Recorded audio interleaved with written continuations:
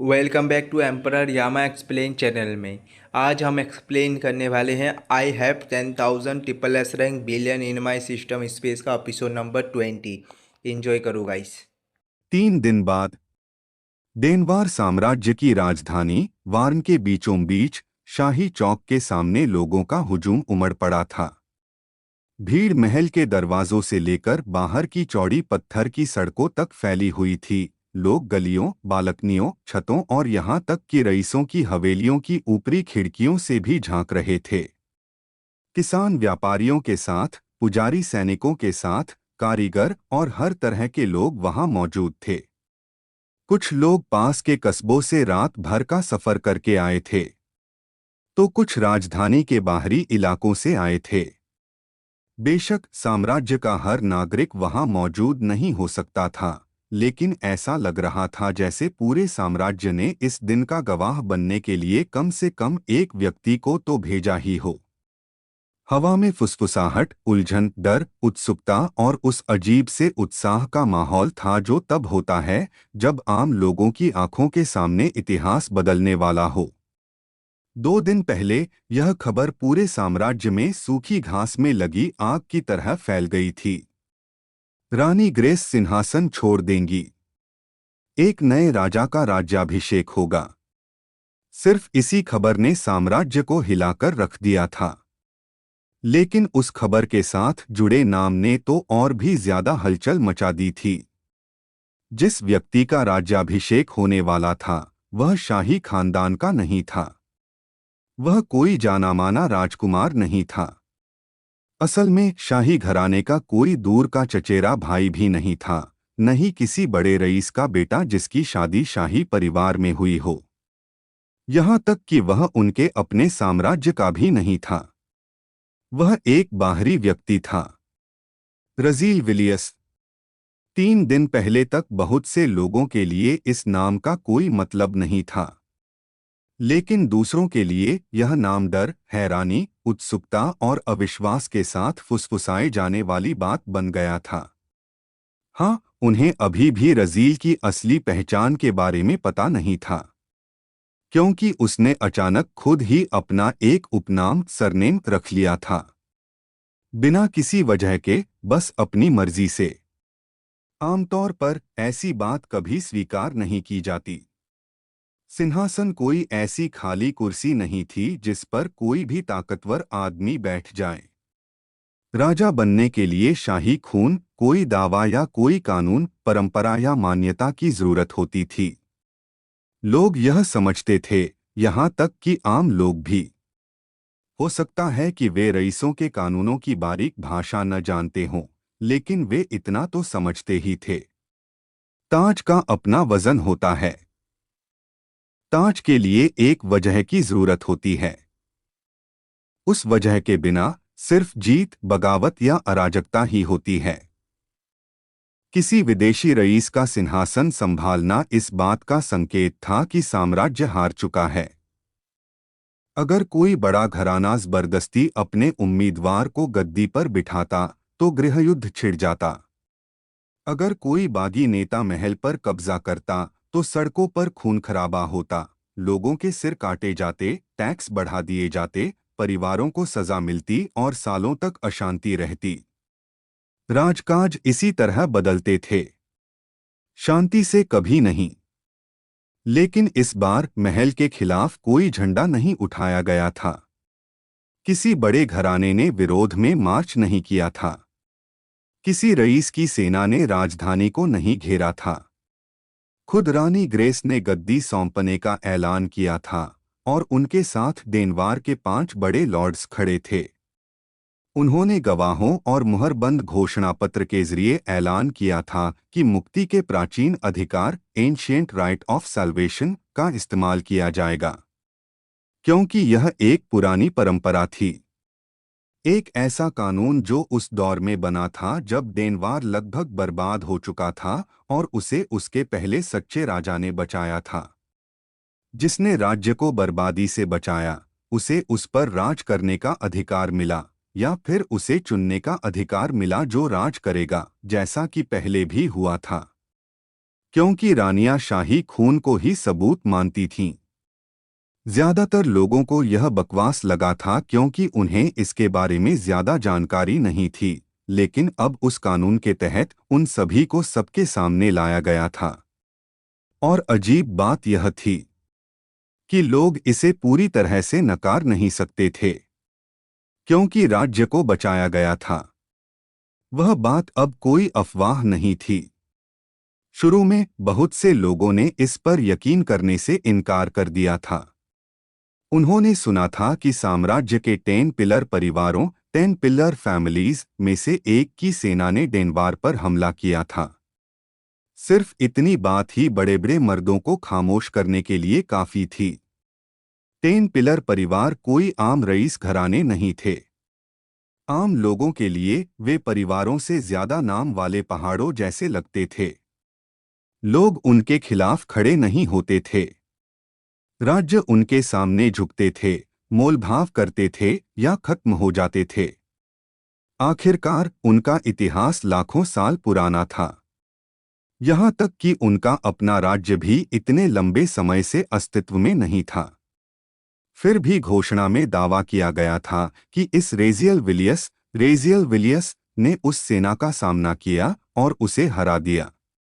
कुछ लोगों ने तो यह भी कहा कि उसने एक पूरी सेना को खत्म कर दिया। दूसरों ने कहा कि उसने तलवार के एक ही वार से रॉक पिलर के मुखिया को मार डाला। एक पूरा सुप्रीम, एक ऐसा प्राणी जिसे ज्यादातर लोग अपनी जिंदगी में देखने की कल्पना भी नहीं कर सकते थे, उसे मारना तो दूर की बात थी। उस बात पर यकीन करना ही काफी मुश्किल था। फिर दूसरी अफवाह आई। वह यह थी कि मरे हुए लोग वापस आ गए थे। शुरू में जब लोगों ने यह सुना तो वे घबराहट में हंस पड़े। इसलिए नहीं कि यह मजेदार था, बल्कि इसलिए कि उनका मन ऐसी बात मानने को तैयार ही नहीं था। मरे हुए लोग वापस नहीं आते थे। शरीर से सारा खून निकल जाने के बाद औरतें फिर से जिंदा नहीं होती थीं। पत्थर के नीचे दबकर मरने वाले बच्चे कभी अपनी आंखें नहीं खोलते थे। यह सब मंदिरों, कहानियों और त्योहारों के दौरान पुजारियों द्वारा गाए जाने वाले पुराने गीतों का हिस्सा था। फिर भी सिल्वर सिटी से आए शरणार्थियों ने कसम खाई कि यह सच था। सैनिकों ने कसम खाई कि यह सच था। व्यापारियों ने कसम खाई कि यह सच था। जिन माताओं ने अपने मरे हुए बेटों को उठाया था, वे अब उन्हें जिंदा घर ला रही थीं। जिन पत्नियों ने अपने पतियों को खून से सने कपड़ों में लपेटा था, वे अब उनके साथ चल रही थीं। इतने सारे गवाह एक ही तरह की अजीब बात कह रहे थे कि इसे सिर्फ पागलपन नहीं माना जा सकता था। इसलिए लोग वहां आए। कुछ लोग इसलिए आए क्योंकि वे रानी ग्रेस के प्रति वफादार थे और शासक के तौर पर उनका आखिरी काम देखना चाहते थे। कुछ लोग इसलिए आए क्योंकि उन्हें डर था कि अगर वे दूर रहे तो क्या होगा। कुछ लोग इसलिए आए क्योंकि नए राजा का मतलब था नए टैक्स, नए कानून, नई सजाएं और नई लड़ाइयाँ, और समझदार लोग ऐसी चीजों पर बारीकी से नजर रखते थे। कुछ लोग इसलिए आए क्योंकि वे उत्सुक थे। कुछ लोग इसलिए आए क्योंकि वे डरे हुए थे। और बहुत से लोग इसलिए आए क्योंकि उन्हें विश्वास था कि वे एक ऐसे व्यक्ति को देखने जा रहे हैं जिसे देवताओं का आशीर्वाद प्राप्त है। पुजारियों ने इस विश्वास को शांत करने में कोई मदद नहीं की थी। चौक के बाहर की सड़कों पर सफेद लबादे पहने लोग ग्रे रंग के कपड़े पहने लोगों से बहस कर रहे थे। कुछ लोग रेजियल को पैगंबर कहते थे। हाँ, लोग रेजियल को पैगंबर कह रहे थे। भगवान द्वारा चमत्कार करने के लिए भेजा गया एक दूत। कुछ लोग उसे एक जरिया मानते थे। कुछ लोग इसे बकवास कहते थे, लेकिन बहुत से ज्यादा सावधान लोग उसे जरूरत के समय भेजा गया एक साधन मानते थे। आम आस्तिकों को ऐसे नपेतुले शब्दों की परवाह नहीं थी। उनके लिए सच सीधा सादा था। राज्य खत्म हो रहा था और यह आदमी आ गया था।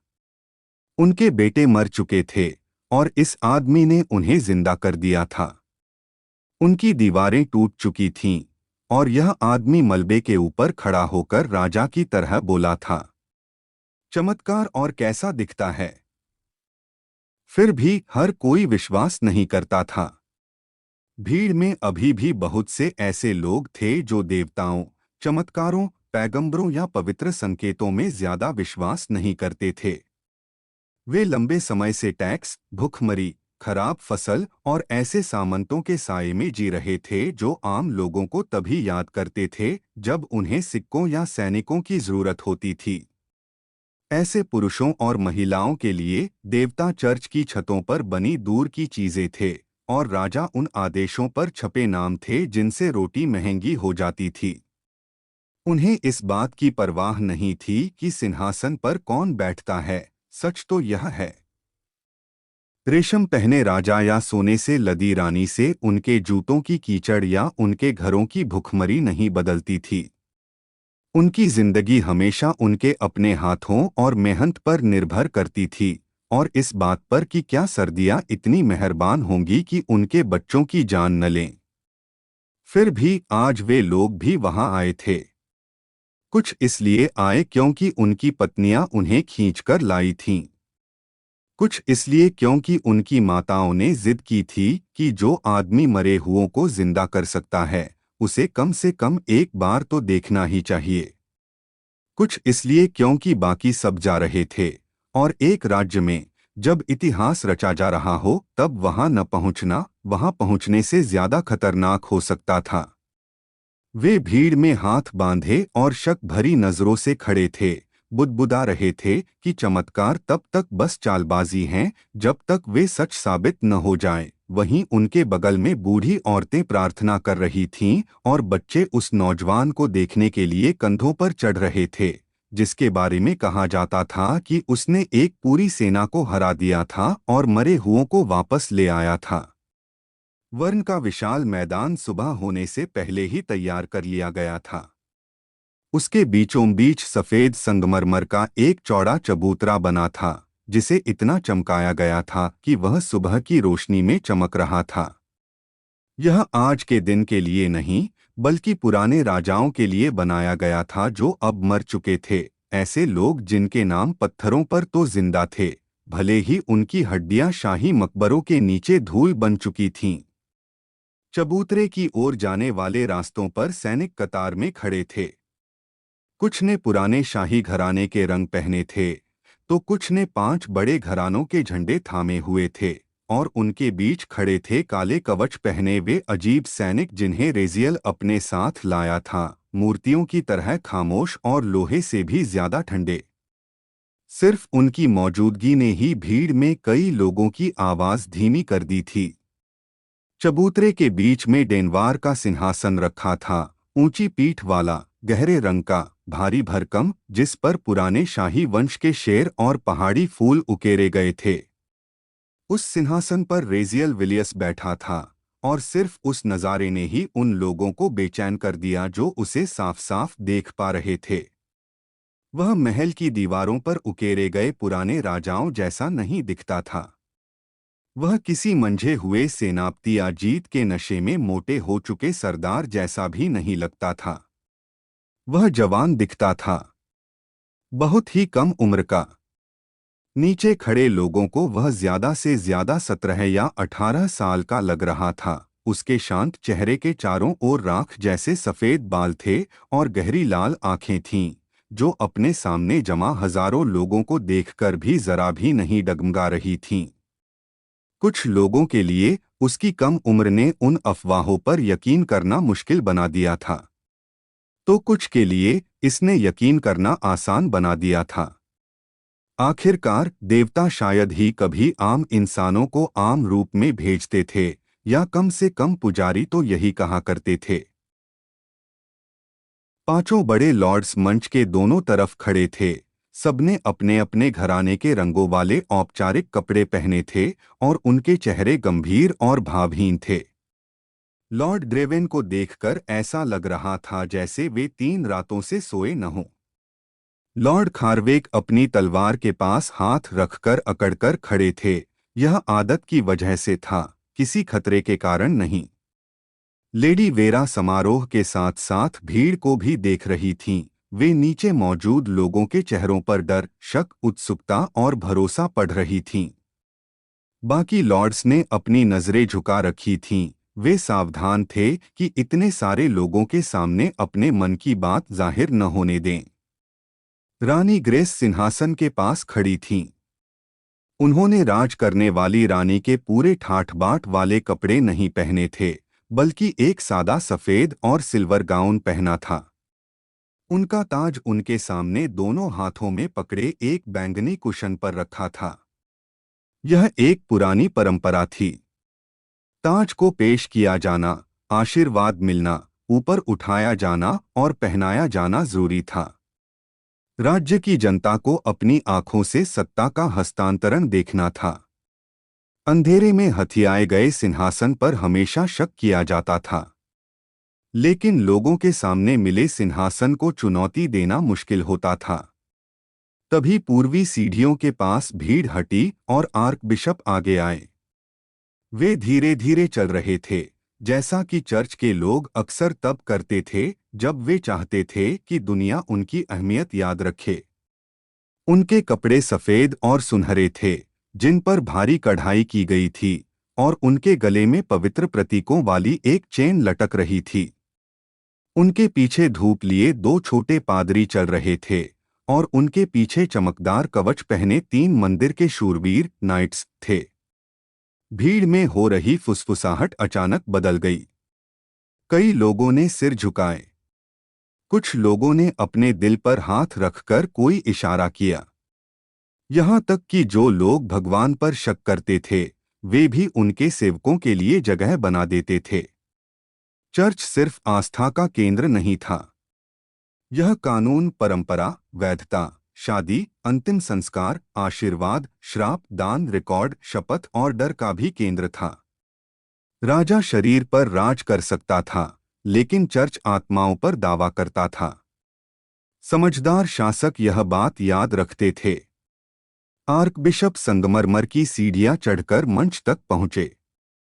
उन्होंने ग्रेस को औपचारिक रूप से सिर हिलाकर अभिवादन किया, फिर रेजियल की ओर मुड़े और सम्मान के साथ सिर झुकाया, ऐसा सम्मान जो बिना खुद को बहुत ज्यादा झुकाए दिया जाता है। ग्रेस आगे बढ़ी और बैंगनी कुशन आगे बढ़ाया।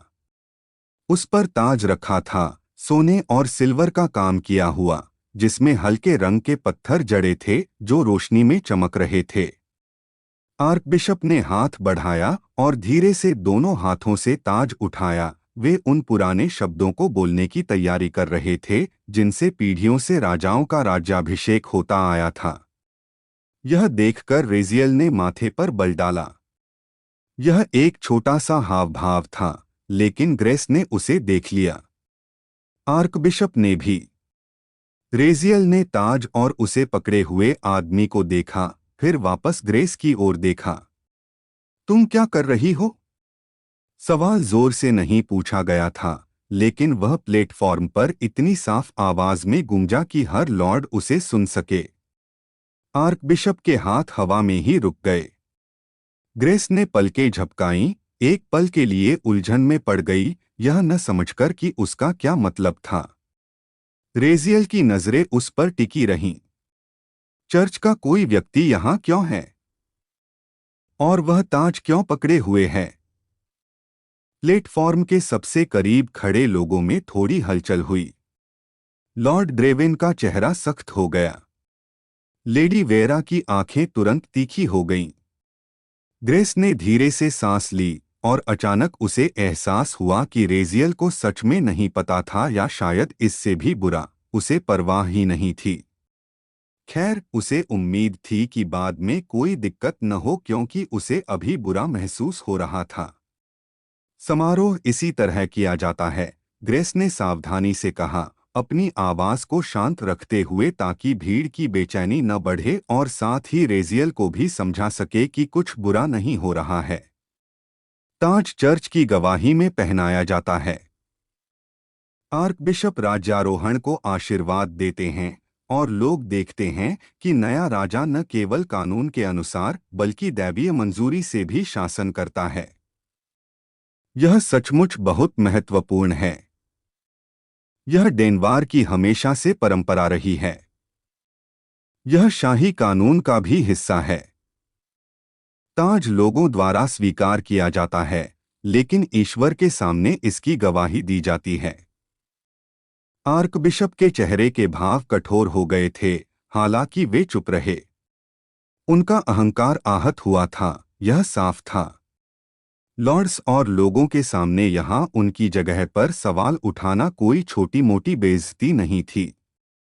फिर भी वे फिलहाल इसे माफ करने को तैयार दिखे। शायद यह नया राजा अनजान था। शायद उसे सही शाही शिक्षा नहीं मिली थी। शायद वह दरबार की रीति रिवाजों से दूर पलाबधा था। एक युवा शासक को सुधारा जा सकता था। एक बेवकूफी भरी बात को भुलाया जा सकता था। तभी रेजियल अचानक फिर बोला, नहीं। शब्द धीमा था, लेकिन उसने बात को साफ तौर पर काट दिया। मैं किसी देवता या देवता में विश्वास करने वाले किसी भी व्यक्ति द्वारा ताज पहनाए जाने से इनकार करता हूं। प्लेटफॉर्म पर अचानक सन्नाटा छा गया। रेजियल ने आर्कबिशप को नहीं, बल्कि ग्रेस को देखा। मेरे ऊपर किसी देवता का अधिकार नहीं है, और न ही उस जमीन पर होगा जिस पर मैं राज करूंगा। एक पल के लिए कोई भी नहीं हिला। ग्रेस का चेहरा पीला पड़ गया। उसके हाथों में ताज वाला कुशन हल्का सा कांपा। पांचों बड़े लॉर्ड्स ऐसे अकड़ गए मानो समारोह के बीच में कोई तलवार निकाल ली गई हो। यहां तक कि नीचे खड़े सैनिकों को भी लगा कि कुछ गड़बड़ हुई है। भीड़ को हर शब्द साफ सुनाई नहीं दिया, लेकिन मंच के पास खड़े लोगों ने सुना, और फुसफुसाहट स्याही की तरह फैलने लगी। आर्चबिशप ने धीरे धीरे अपनी पीठ सीधी की। उनकी छाती पर पड़ी सोने की चेन हल्की सी हिली। उनकी आंखें, जो कुछ पल पहले बस नाराज लग रही थीं, अब तेज और कठोर हो गईं। क्या कहा तुमने? उनकी आवाज धीमी थी, लेकिन उसमें एक ऐसी कड़क थी जिसने पास खड़े पादरियों को चुप करा दिया। उन्हें एक पल के लिए लगा कि उन्होंने कुछ गलत सुना है, लेकिन रेजील ने उनकी तरफ देखा तक नहीं। उसकी नजरें ग्रेस पर टिकी थीं। तुम रानी थीं। ताज तुम्हारे पास था। उसे मेरे सिर पर रखने का हक तुम्हें है, किसी देवता को नहीं। मुझे ताज पहनाओ, उसने साफ साफ कहा कि वह क्या चाहता है। ग्रेस जड़वत खड़ी रह गई। डर धीरे धीरे और फिर अचानक उसके पूरे शरीर में फैल गया। ये कोई मामूली शब्द नहीं थे। ये ऐसे शब्द थे जो किसी के राज को शुरू होने से पहले ही खत्म कर सकते थे। राजा सामंतों से झगड़ सकते थे। राजा व्यापारियों को सजा दे सकते थे। शहरों पर टैक्स लगा सकते थे। रईस परिवारों को नाराज कर सकते थे और फिर भी बचे रह सकते थे। लेकिन चर्च लोगों की जिंदगी का अहम हिस्सा था। उनकी शादियों में पादरी आशीर्वाद देते थे। मरने वालों को पादरी ही दफनाते थे। फसल के लिए पादरी ही प्रार्थना करते थे। कई कस्बों में बच्चे मंदिर के लेखकों से ही लिखना पढ़ना सीखते थे। जन्म से लेकर मौत तक सब कुछ ईश्वर से जुड़ा होता था, और ईश्वर की मंजूरी के बिना कोई भी काम सही नहीं माना जाता था। पूरे राज्य के सामने चर्च को नकारना सिर्फ बदतमीजी नहीं थी। यह कहना कि कोई देवता उससे ऊपर नहीं है, या उसकी जमीन पर किसी देवता का अधिकार नहीं है, ऐसी बातें कहने वालों को छोटी मोटी अदालतों में भी जिंदा जला दिया जाता था। और अगर चर्च उसे गैरकानूनी घोषित कर देता, तो आधा राज्य उसकी सेवा करने से डरने लगता। इसलिए नहीं कि वे पादरियों से प्यार करते थे, बल्कि इसलिए कि कोई भी किसान यह नहीं सुनना चाहता था कि गलत राजा की बात मानने की वजह से उसकी आत्मा नरक में जाएगी। इससे पहले कि ग्रेस कुछ कह पाती, आर्चबिशप ने सावधानी से ताज को वापस बैंगनी कुशन पर रख दिया। उस सावधानी ने इस काम को और भी डरावना बना दिया, कम नहीं। फिर वे रेजील की ओर मुड़े और अपनी एक लंबी उंगली उसकी तरफ उठाई। यह अज्ञानता नहीं है, आर्चबिशप ने कहा। उनकी आवाज अब ऊंची हो रही थी और अब वे सिर्फ मंच पर मौजूद लोगों से बात नहीं कर रहे थे। यह जवानी की कोई नादानी नहीं है और न ही दरबार के शिष्टाचार की कोई गलती है। यह ईश्वरीय व्यवस्था की खुली अवहेलना है। भीड़ जो उनकी ऊंची आवाज सुन सकती थी, उनकी आवाज में छिपी कड़क को महसूस करके शांत होने लगी।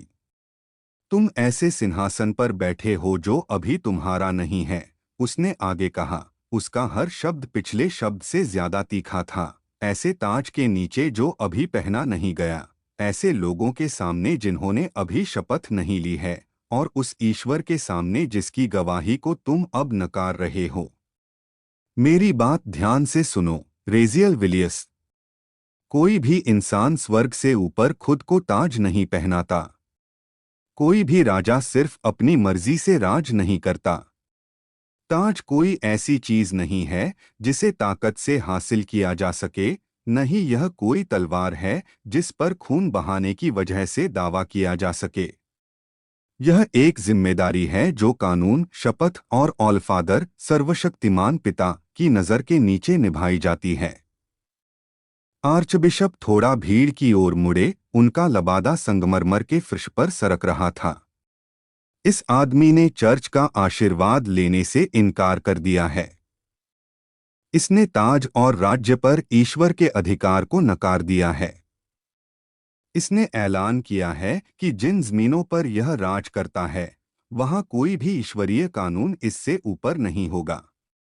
अब फुसफुसाहट तेज हो गई और भीड़ में फैलने लगी। आर्चबिशप ने अपना हाथ और ऊपर उठाया। डेनवार के पवित्र कानून और उन पवित्र समझौतों के आधार पर जिन पर यह राज्य बना है, ऐसे आदमी को ईश्वर के सामने ताज नहीं पहनाया जा सकता। ऐसा आदमी वफादार लोगों की कानूनी आज्ञाकारिता का हकदार नहीं हो सकता। ऐसा आदमी इस राज्य को पाप की ओर धकेले बिना सिंहासन पर नहीं बैठ सकता। ग्रेस के हाथ कुशन पर कस गए। लेडी वेरा का जबड़ा भिंच गया। लॉर्ड खारवेक ने रेजियल की ओर देखा, फिर भीड़ की ओर, यह अंदाजा लगाते हुए कि यह मामला कितनी तेजी से तबाही में बदल सकता है। आर्चबिशप की आवाज पूरे चौक में गूंज उठी। मैं यहाँ जमा सभी लोगों के सामने ऐलान करता हूँ, अगर यह आदमी इस ईशनिंदा पर अड़ा रहता है, तो वह चर्च के तहत कानूनी राज्याभिषेक के अपने सभी दावों को खो देगा। उसके लिए ली गई कोई भी शपथ दागदार मानी जाएगी। उसके लिए उठाया गया कोई भी झंडा स्वर्ग के खिलाफ बगावत का झंडा होगा। जो भी लॉर्ड उसके सामने घुटने टेकेगा, उसे न केवल इंसानों को बल्कि ईश्वर को भी जवाब देना होगा। उसके शब्द शांत पानी में फेंके गए पत्थरों की तरह पूरे चौक में गूंज उठे।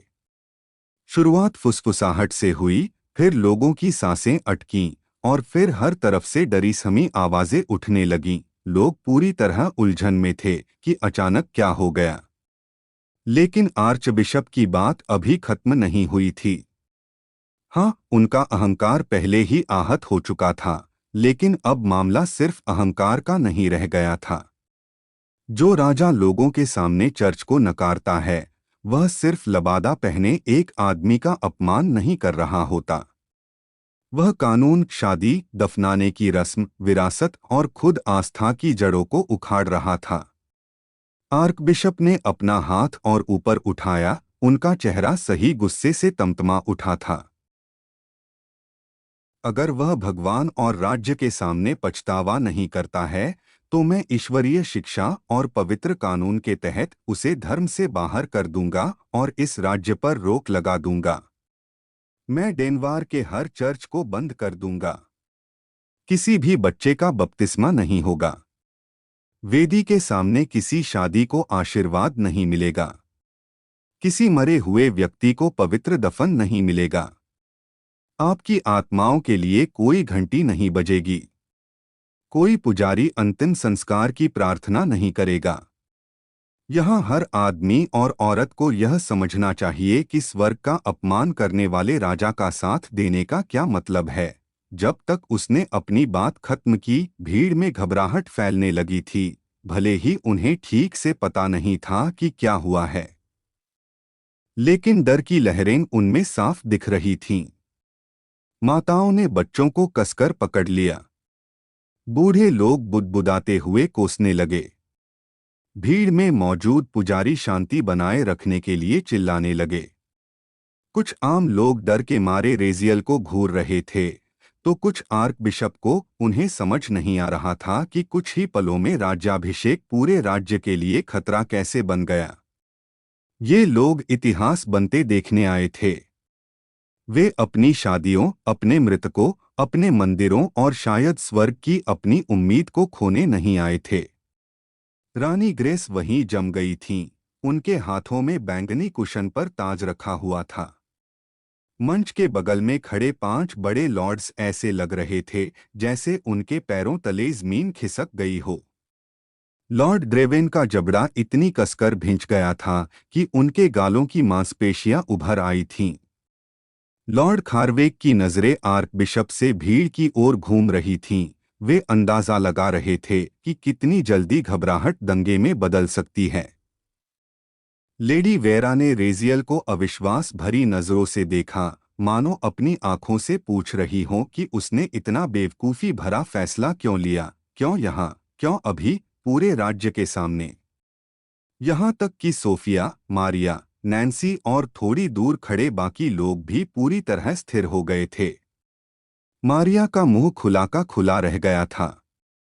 सोफिया रेजियल को ऐसे घूर रही थी मानो वह भी तय नहीं कर पा रही थी कि उसे चिंता करनी चाहिए, प्रभावित होना चाहिए या गुस्सा आना चाहिए कि उसने बिना नीचे देखे खुद को राजनीति की सबसे गहरी खाई में कितनी आसानी से डाल दिया था। उसके पास जो भी शक्ति थी, उसने जो भी चमत्कार किया था, यह कोई युद्ध का मैदान नहीं था जहां दुश्मन को एक ही वार में खत्म किया जा सके। यह आस्था थी, कानून, डर, परंपरा। एक आदमी किसी सुप्रीम को मार सकता है, फिर भी सही शब्दों वाले एक पुजारी के हाथों अपना राज्य गंवा सकता है। फिर रेजियल खड़ा हुआ। वह अब तक चुपचाप सिंहासन पर बैठा था, आर्क बिशप को बोलते हुए, भीड़ को कांपते हुए और सामंतों के चेहरे पीले पड़ते हुए देख रहा था। जब वह उठा तो कोई जल्दबाजी नहीं थी। वह बस खड़ा हो गया और किसी तरह उस हरकत ने आर्क बिशप की चीख पुकार से ज्यादा लोगों का ध्यान खींचा। उसके राख जैसे सफेद लंबे बाल हवा में हल्के से हिले, उसकी गहरी लाल आंखें शांत और ठंडी थीं। उसके चारों ओर का मैदान डर और उलझन से गूंज रहा था, जब तक कि उसकी आवाज ने उस शोर को चीर नहीं दिया। खामोश। वह शब्द पूरे मैदान में इतनी जोर से गूंजा कि हर चीख जैसे एक ही पल में थम गई। वह सिर्फ तेज आवाज नहीं थी, ऐसा लगा मानो उस हुक्म ने हवा को ही झकझोर दिया हो। आर्कबिशप अनजाने में ही चौंक गया और सहज रूप से रेजियल की ओर मुड़ा। भीड़ धीरे धीरे शांत हुई, गलियों से आती आवाजें कम होती गईं और आखिर में बस डर से भरी धीमी फुसफुसाहट ही बची। रेजियल ने आर्कबिशप की ओर देखा। उसके चेहरे पर कोई गुस्सा नहीं था, जिससे वह किसी तरह और भी खतरनाक लग रहा था। तुम्हें क्या लगता है कि राजा बनने के लिए मुझे तुम्हारी इजाजत चाहिए? उसने पूछा। अब उसकी आवाज ऊंची नहीं थी, लेकिन पास खड़े लोग उसमें छिपी ठंडक को महसूस कर सकते थे। तुम्हें लगता है कि तुम मुझे धमका सकते हो? तुम्हें लगता है कि तुम तय कर सकते हो कि मैं सिंहासन पर बैठूंगा या नहीं? तुम या तुम्हारा भगवान? उसने सिंहासन से आगे की ओर एक धीमा कदम बढ़ाया। क्या तुम्हें यकीन है कि स्वर्ग ने वह ताज तुम्हारे हाथों में सौंपा है? अरे! ग्रेस तेजी से बगल से आगे बढ़ी, उसके शाही दिखावे के पीछे छिपा डर आखिरकार बाहर आ ही गया। शांत हो जाओ। इसे और मत बिगाड़ो। अभी भी। लेकिन इससे पहले कि वह कुछ कह पाती, उसने अपना एक हाथ उठाया। वह रुक गई, इसलिए नहीं कि उसने उसे छुआ था, नहीं इसलिए कि वह चिल्लाया था। उसने बस अपना हाथ उठाया, फिर अपनी गहरी लाल आंखें उसकी ओर घुमाईं। पीछे हटो। ग्रेस की सांसें थम गईं। एक पल के लिए उसने उन आंखों में देखा और उसे याद आया कि उसने उसके सामने क्या क्या किया था। उसके पैर पीछे हट गए, इससे पहले कि उसका गर्व उन्हें रोक पाता। उसे यह बात बुरी लगी। उसे बुरा लगा कि वह पीछे हट गई थी, लेकिन वह हटी। आखिरकार वह कोई बेवकूफ या लापरवाह इंसान तो नहीं थी। तुम्हें पता नहीं कि तुम क्या कर रहे हो, आर्कबिशप अचानक बोले। उनकी आवाज अब कांप रही थी, सिर्फ डर से नहीं बल्कि गुस्से से भी। तुमने बहुत बड़ी गलती की है। एक घोर पाप। ताज देने से इनकार किया जा सकता है, सिंहासन नहीं दिया जा सकता। ईश्वर को मानने वाले किसी पापी के सामने घुटने नहीं टेकेंगे। ईश्वर के सामने तुम्हारी ताकत का कोई मोल नहीं है। राजील ने कुछ देर तक उसे देखा। फिर उसकी नजरें बैंगनी कुशन पर रखे ताज पर गईं, फिर भीड़ पर और आखिर में आर्कबिशप पर। प्लाजा में अजीब सी खामोशी छा गई थी। लोग इंतजार कर रहे थे, हालांकि किसी को पता नहीं था कि वे क्या सुनना चाहते हैं। शायद कोई माफी, कोई समझौता, या फिर कुलीन लोगों जैसी कोई सधी हुई बात, जिससे सब यह दिखावा कर सकें कि स्ख्म अभी ताज़ा नहीं हुआ है। राजील ने इतनी देर तक खामोशी बनाए रखी कि लोगों में यह उम्मीद जाग गई। फिर उसने सिर हिलाया। पता है, उसने धीरे से कहा, मुझे इस बारे में पहले ही सोच लेना चाहिए था। एक पल के लिए किसी को समझ नहीं आया कि उसका क्या मतलब था। ग्रेस ने पलकें झपकाईं। आर्कबिशप ने शक भरी नजरों से देखा, लेकिन भीड़ का कुछ डर कम हो गया। शायद वह अपनी किसी गलती के लिए माफी मांगने वाला था। वाइपर, राजील ने अचानक आवाज दी। उसके मुंह से नाम निकला ही था कि कुछ ही फीट दूर संगमरमर के चबूतरे पर एक आकृति प्रकट हुई।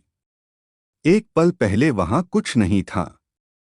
अगले ही पल काले कपड़ों में लिपटा एक हत्यारा वहां घुटनों के बल बैठा था। उसका चेहरा ढका हुआ था और नकाब के ऊपर से सिर्फ उसकी ठंडी आंखें दिखाई दे रही थीं। कई गार्ड्स ने अपने हथियार निकालने की कोशिश की, लेकिन बहुत देर हो चुकी थी। हत्यारा पहले ही सिर झुका चुका था। जी मालिक। उसके अचानक प्रकट होने से सामंतों और पुजारियों में डर की एक नई लहर दौड़ गई। यहां तक कि आर्कबिशप भी पीछे हटने ही वाला था कि उसने खुद को रोक लिया। राजील की नजरें उस पर से नहीं हटीं। अपनी पूरी टीम को साथ लो, राजील ने शांत भाव से कहा, और मेरे राज्य के हर चर्च और मंदिर को तोड़ डालो। जैसे दुनिया थम सी गई। आर्कबिशप की आंखें फटी की फटी रह गईं। ग्रेस का चेहरा सफेद पड़ गया। क्या वह खुद को रोक पाती, उससे पहले ही यह शब्द उसके मुंह से निकल गया। क्या? नहीं ये। क्या? लेकिन राजील ने ऐसे बात जारी रखी जैसे उसने कुछ कहा ही न हो। अरे अरे है।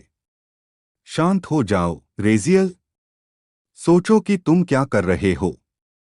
यह बेवकूफ़ी है। जैसे ही रेजियल का आदेश पूरे प्लाजा में गूंजा, सोफिया की आवाज़ अचानक सुनाई दी। उसके पास हवा में थोड़ी हलचल हुई और अगले ही पल वह अचानक वहां प्रकट हो गई। वह एक पल के लिए भी उसके पास नहीं रुकी। जैसे ही उसने उसके चेहरे के भाव देखे और समझा कि वह पूरी तरह गंभीर है, वह सीधे उसके सामने आ गई और रेजियल और घुटनों के बल बैठे हत्यारे के बीच खड़ी हो गई, मानो उसका शरीर ही उस आदेश को पूरा होने से रोक सकता हो। इसे रोको, उसने फिर से कहा।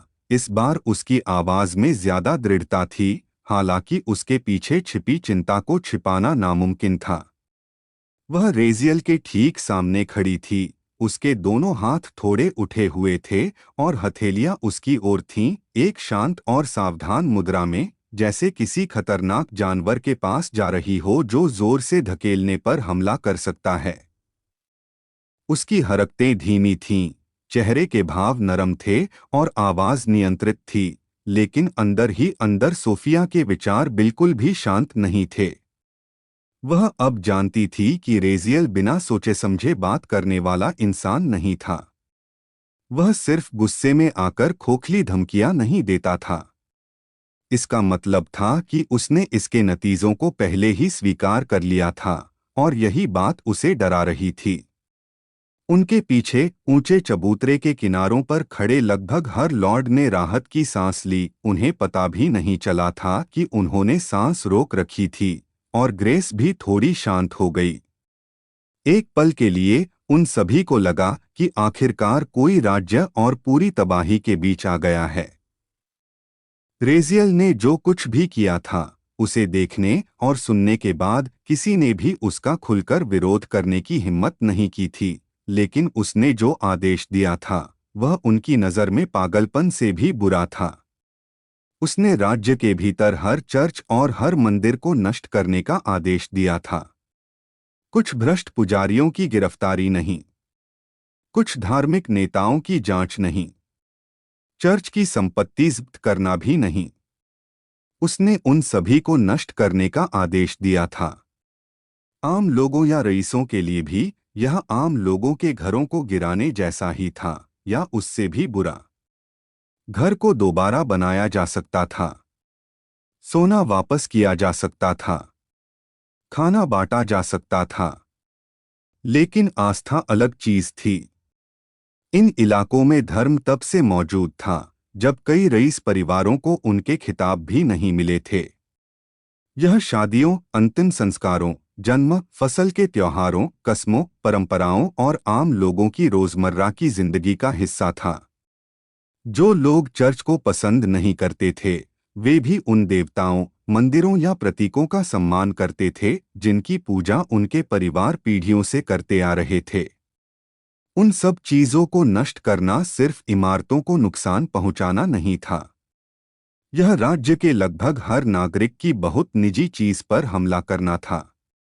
कोई भी आबादी ऐसी बात चुपचाप स्वीकार नहीं करेगी। इसकी कोई संभावना ही नहीं थी। राज्य पहले ही युद्ध, डर और अराजकता से टूट चुका था। जबकि जो आदमी अब खुद को राजा कह रहा था, उसका ठीक से राज्याभिषेक भी नहीं हुआ था। ज्यादातर नागरिक उसे समझ नहीं पाते थे, कई उससे डरते थे, और अनगिनत लोग उससे इसलिए नफरत करते थे क्योंकि वह राज्य का न होते हुए भी राजा बन गया था, भले ही उसने राज्य को बचाया हो। जनता ऐसी ही होती है। और अब अगर शासक के तौर पर उसका पहला बड़ा काम राज्य में हर धार्मिक स्थल को नष्ट करना होता, तो विद्रोह न सिर्फ मुमकिन हो जाते बल्कि अपरिहार्य हो जाते। शहरों में दंगे भड़क उठते, गांव शाही सैनिकों के खिलाफ खड़े हो जाते, पुजारी उसे ईशनिंदा करने वाला, धर्मद्रोही या धर्मत्यागी या न जाने क्या क्या कहते। यहाँ तक कि कुछ महत्वाकांक्षी रईस भी जनता के गुस्से का इस्तेमाल बगावत के बहाने के तौर पर करते, और ताज के हर बचे हुए दुश्मन को अचानक हजारों समर्थक मिल जाते। रजील के सिंहासन पर बैठने से पहले ही पूरे राज्य में तख्तापलट की कोशिशें शुरू हो जातीं। पुराने शासक, रईस और नागरिक सभी गहरे धार्मिक थे, और वे मान्यताएं राज्य के ढांचे में पूरी तरह से घुली मिली थीं। उनकी नज़र में रजील लोगों को सिर्फ हद से ज्यादा परेशान नहीं कर रहा था, वह उन नागरिकों के खिलाफ ही युद्ध छेड़ रहा था जिन पर वह राज करना चाहता था। शांत हो जाओ, सोफिया ने अपने दोनों हाथ सामने उठाए हुए धीरे से कहा। उसकी नजरें रजील के चेहरे पर टिकी थीं, वह उसके चेहरे के भावों में हो रहे हर छोटे मोटे बदलाव को देख रही थी। वह उसे चुनौती देती हुई या उसके खिलाफ खड़ी दिखना नहीं चाहती थी। वह नहीं चाहती थी कि उसे लगे कि वह देवताओं का पक्ष ले रही है, भले ही वह जानती थी कि इससे उसे शक हो सकता है और उसकी माँ की वजह से उसे पहले से ही उस पर कुछ शक हो सकता था। लेकिन उस पल उसके लिए इन सब बातों का कोई मतलब नहीं था। वह बस यही चाहती थी कि वह तब रुक जाए जब तक उसका गुस्सा या कोई भी ठंडी सोच उसे ऐसी स्थिति में न धकेल दे जिसे बदला न जा सके। बस एक पल के लिए शांत हो जाओ और सोचो, ठीक है। उसकी आवाज धीमी और संभली हुई थी, क्योंकि वह जानती थी कि रज़ील को हुक्म देने से वह और भी जिद्दी हो जाएगा। हाँ, प्लीज अपने आदेश पर फिर से सोचिए। सोफिया के बोलते ही ग्रेस तेजी से आगे बढ़ी और रज़ील के पास पहुंच गई। उसे पहले जो राहत महसूस हुई थी, वह अब डर में बदल गई थी कि शायद सोफिया अकेले उसका मन नहीं बदल पाएगी। वह सम्मानजनक दूरी पर रुक गई। उसने रज़ील का रास्ता रोकने की हिम्मत नहीं की जैसा सोफिया ने किया था, लेकिन उसकी हर हरकत से उसकी बेचैनी साफ झलक रही थी। प्लीज, यह स्थिति पहले से ही इतनी बिगड़ चुकी है कि हम में से कोई भी इसे ठीक से संभाल नहीं सकता। हम इसे और ज्यादा विनाशकारी नहीं होने दे सकते। ग्रेस का दिल जोरों से धड़क रहा था। भले ही उसने चीजों को समझने में कुछ ही साल बिताए हों, लेकिन वह जानती थी कि सब कुछ कैसे काम करता है। दरबार की राजनीति, रईस घराने, जनता की राय और राजशाही व धर्म के बीच का नाजुक संतुलन। इस आदेश के बाद क्या होगा, यह समझने के लिए उसे घंटों सोचने की भी जरूरत नहीं थी। पूरा राज्य अंदर ही अंदर जल उठेगा। वफादार आम लोग भी हिचकिचाएंगे। सैनिक उन मंदिरों पर हमला करने से इनकार कर सकते हैं जहां उनके अपने परिवार प्रार्थना करते थे। माताएं अपने बच्चों के साथ चर्च के सामने खड़ी हो जाएंगी। बुजुर्ग लोग पवित्र मूर्तियों को सड़कों पर घसीटे जाने को देखने के बजाय मरना पसंद करेंगे। हर मौत और नफरत पैदा करेगी और हर नष्ट हुआ मंदिर विद्रोह का केंद्र बन जाएगा। ग्रेस यह सब समझाना चाहती थी, लेकिन रज़ील के चेहरे के भाव देखकर उसके शब्द गले में ही अटक गए। उसने ग्रेस की तरफ देखा तक नहीं। उसे न तो ग्रेस के डर में कोई दिलचस्पी थी, न ही उसकी दलीलों में, और न ही उन नतीजों में जिन्हें वह बेताबी से उसके सामने रखने की कोशिश कर रही थी। उसका ध्यान सोफिया पर ही टिका था, जो उसके सामने आ खड़ी हुई थी और साफ साफ उसे रुकने के लिए कह रही थी। धीरे धीरे उसके चेहरे पर हल्की सी शिकन उभर आई। यह गुस्से वाला भाव नहीं था, न ही उसमें कोई आक्रोश था, लेकिन चेहरे पर आया वह मामूली सा बदलाव ही काफी था ताकि आसपास खड़े वे 3 लॉर्ड्स, जिन्होंने उसे पहले भी एक्शन में देखा था, एक बार फिर तनाव में आ जाएं। सोफिया, रज़ील ने धीमी और संयमित आवाज में कहा, तुम क्या कर रही हो? मैं। सोफिया ने अपनी बाहें थोड़ी और फैलाईं और उसे ऐसे घूरा मानो उसका सवाल ही बेतुका हो। उसके चेहरे के भाव जैसे यही कह रहे थे, क्या तुम सचमुच मुझसे पूछ रहे हो कि मैं अभी क्या कर रही हूँ? जाहिर है मैं तुम्हें रोकने की कोशिश कर रही हूँ, उसने जवाब दिया, हालांकि उसने अपनी आवाज को शांत रखने की पूरी कोशिश की। उसने धीरे धीरे सांस ली और खुद पर निराशा को हावी नहीं होने दिया। वह जानती थी कि अगर उसने अपनी आवाज ज्यादा ऊंची की तो हो सकता है कि रेजियल उसकी बात सुनना ही बंद कर दे। रेजियल, मैं समझती हूं कि तुम क्या कर रहे हो। मुझ पर भरोसा करो, मैं सच में समझती हूं। मैं समझती हूं कि तुम क्यों नाराज हो, और यह भी कि तुम देवताओं पर भरोसा नहीं करते और उनके प्रति तुम्हारे मन में नाराजगी है। लेकिन यह सही तरीका नहीं है। वह थोड़ा और पास गई, लेकिन इतनी दूरी बनाए रखी कि उसे ऐसा न लगे कि वह फंस गया है। शांत हो जाओ और फिर से सोचो कि तुम्हारे इस कदम का क्या नतीजा होगा। अब उसकी आवाज नरम थी, लगभग विनती भरी, लेकिन कमजोर नहीं। तुम यह बात उतनी ही अच्छी तरह जानते हो जितनी मैं। राज करने के लिए तुम्हें लोगों की जरूरत होती है। कोई राज्य सिर्फ जमीन, महलों सैनिकों और रईसों से नहीं बनता। वह वहां रहने वाले लोगों से बनता है। और तुम अभी जो कर रहे हो उससे उनमें से कोई भी तुम्हें स्वीकार नहीं करेगा। इतनी निजी चीज को छूकर तुम अपने ही लोगों के खिलाफ जंग छेड़ रहे हो। सोफिया की भौहें तन गईं जब उसने सीधे उसकी आंखों में देखा। धर्म एक बहुत ही निजी चीज है, रेजियल। हो सकता है कि तुम्हारे लिए इसका कोई महत्व न हो सकता है कि तुम मंदिरों को सिर्फ पत्थर की इमारतें और धर्मगुरुओं को सिर्फ चोगा पहने हुए लोग समझते हो। लेकिन बाहर बहुत से ऐसे लोग हैं जिन्हें इसकी परवाह है। उनके लिए उनकी आस्था उनके परिवार, उनके इतिहास और उनकी पूरी जिंदगी का हिस्सा है। तुम यह सब खत्म करके यह उम्मीद नहीं कर सकते कि वे बाद में तुम्हें शांति से अपना राजा मान लेंगे। वह उसके कंधे पकड़कर उसे समझाना चाहती थी, लेकिन वह जानती थी कि अचानक उसे छूना ठीक नहीं होगा। इसके बजाय उसने अपने उठे हुए हाथों की उंगलियों को थोड़ा सिकोड़ लिया। जो लोग तुम्हारा शासन स्वीकार कर लेते वे भी तुम्हारे खिलाफ हो जाएंगे। जिन लोगों की जान तुम्हारी वजह से बची है वे भी इसके लिए तुमसे नफरत करने लगेंगे। प्लीज कुछ भी ऐसा करने से पहले साफ साफ सोच लो जिसे बदला न जा सके। वाइपर थोड़ी दूर पर एक घुटने के बल बैठा रहा। वह गायब नहीं हुआ था क्योंकि रेजियल के शुरुआती आदेश को उसके हिलने से पहले ही रोक दिया गया था। उसका शरीर स्थिर था, सिर थोड़ा झुका हुआ था और उसके चेहरे के भाव हमेशा की तरह बेसर थे। फिर भी वह खतरे को समझ रहा था। मुझे पता है कि मेरा यह कहना सही नहीं है, मास्टर, वाइपर ने आखिरकार कहा। उनकी आवाज में एक हत्यारे वाली शांत और बिना किसी भावना वाली तीक्ष्णता थी, मानो पूरी स्थिति से उनका कोई निजी लेना देना न हो। फिर भी उनकी बातों में थोड़ी हिचकिचाहट छिपी हुई थी।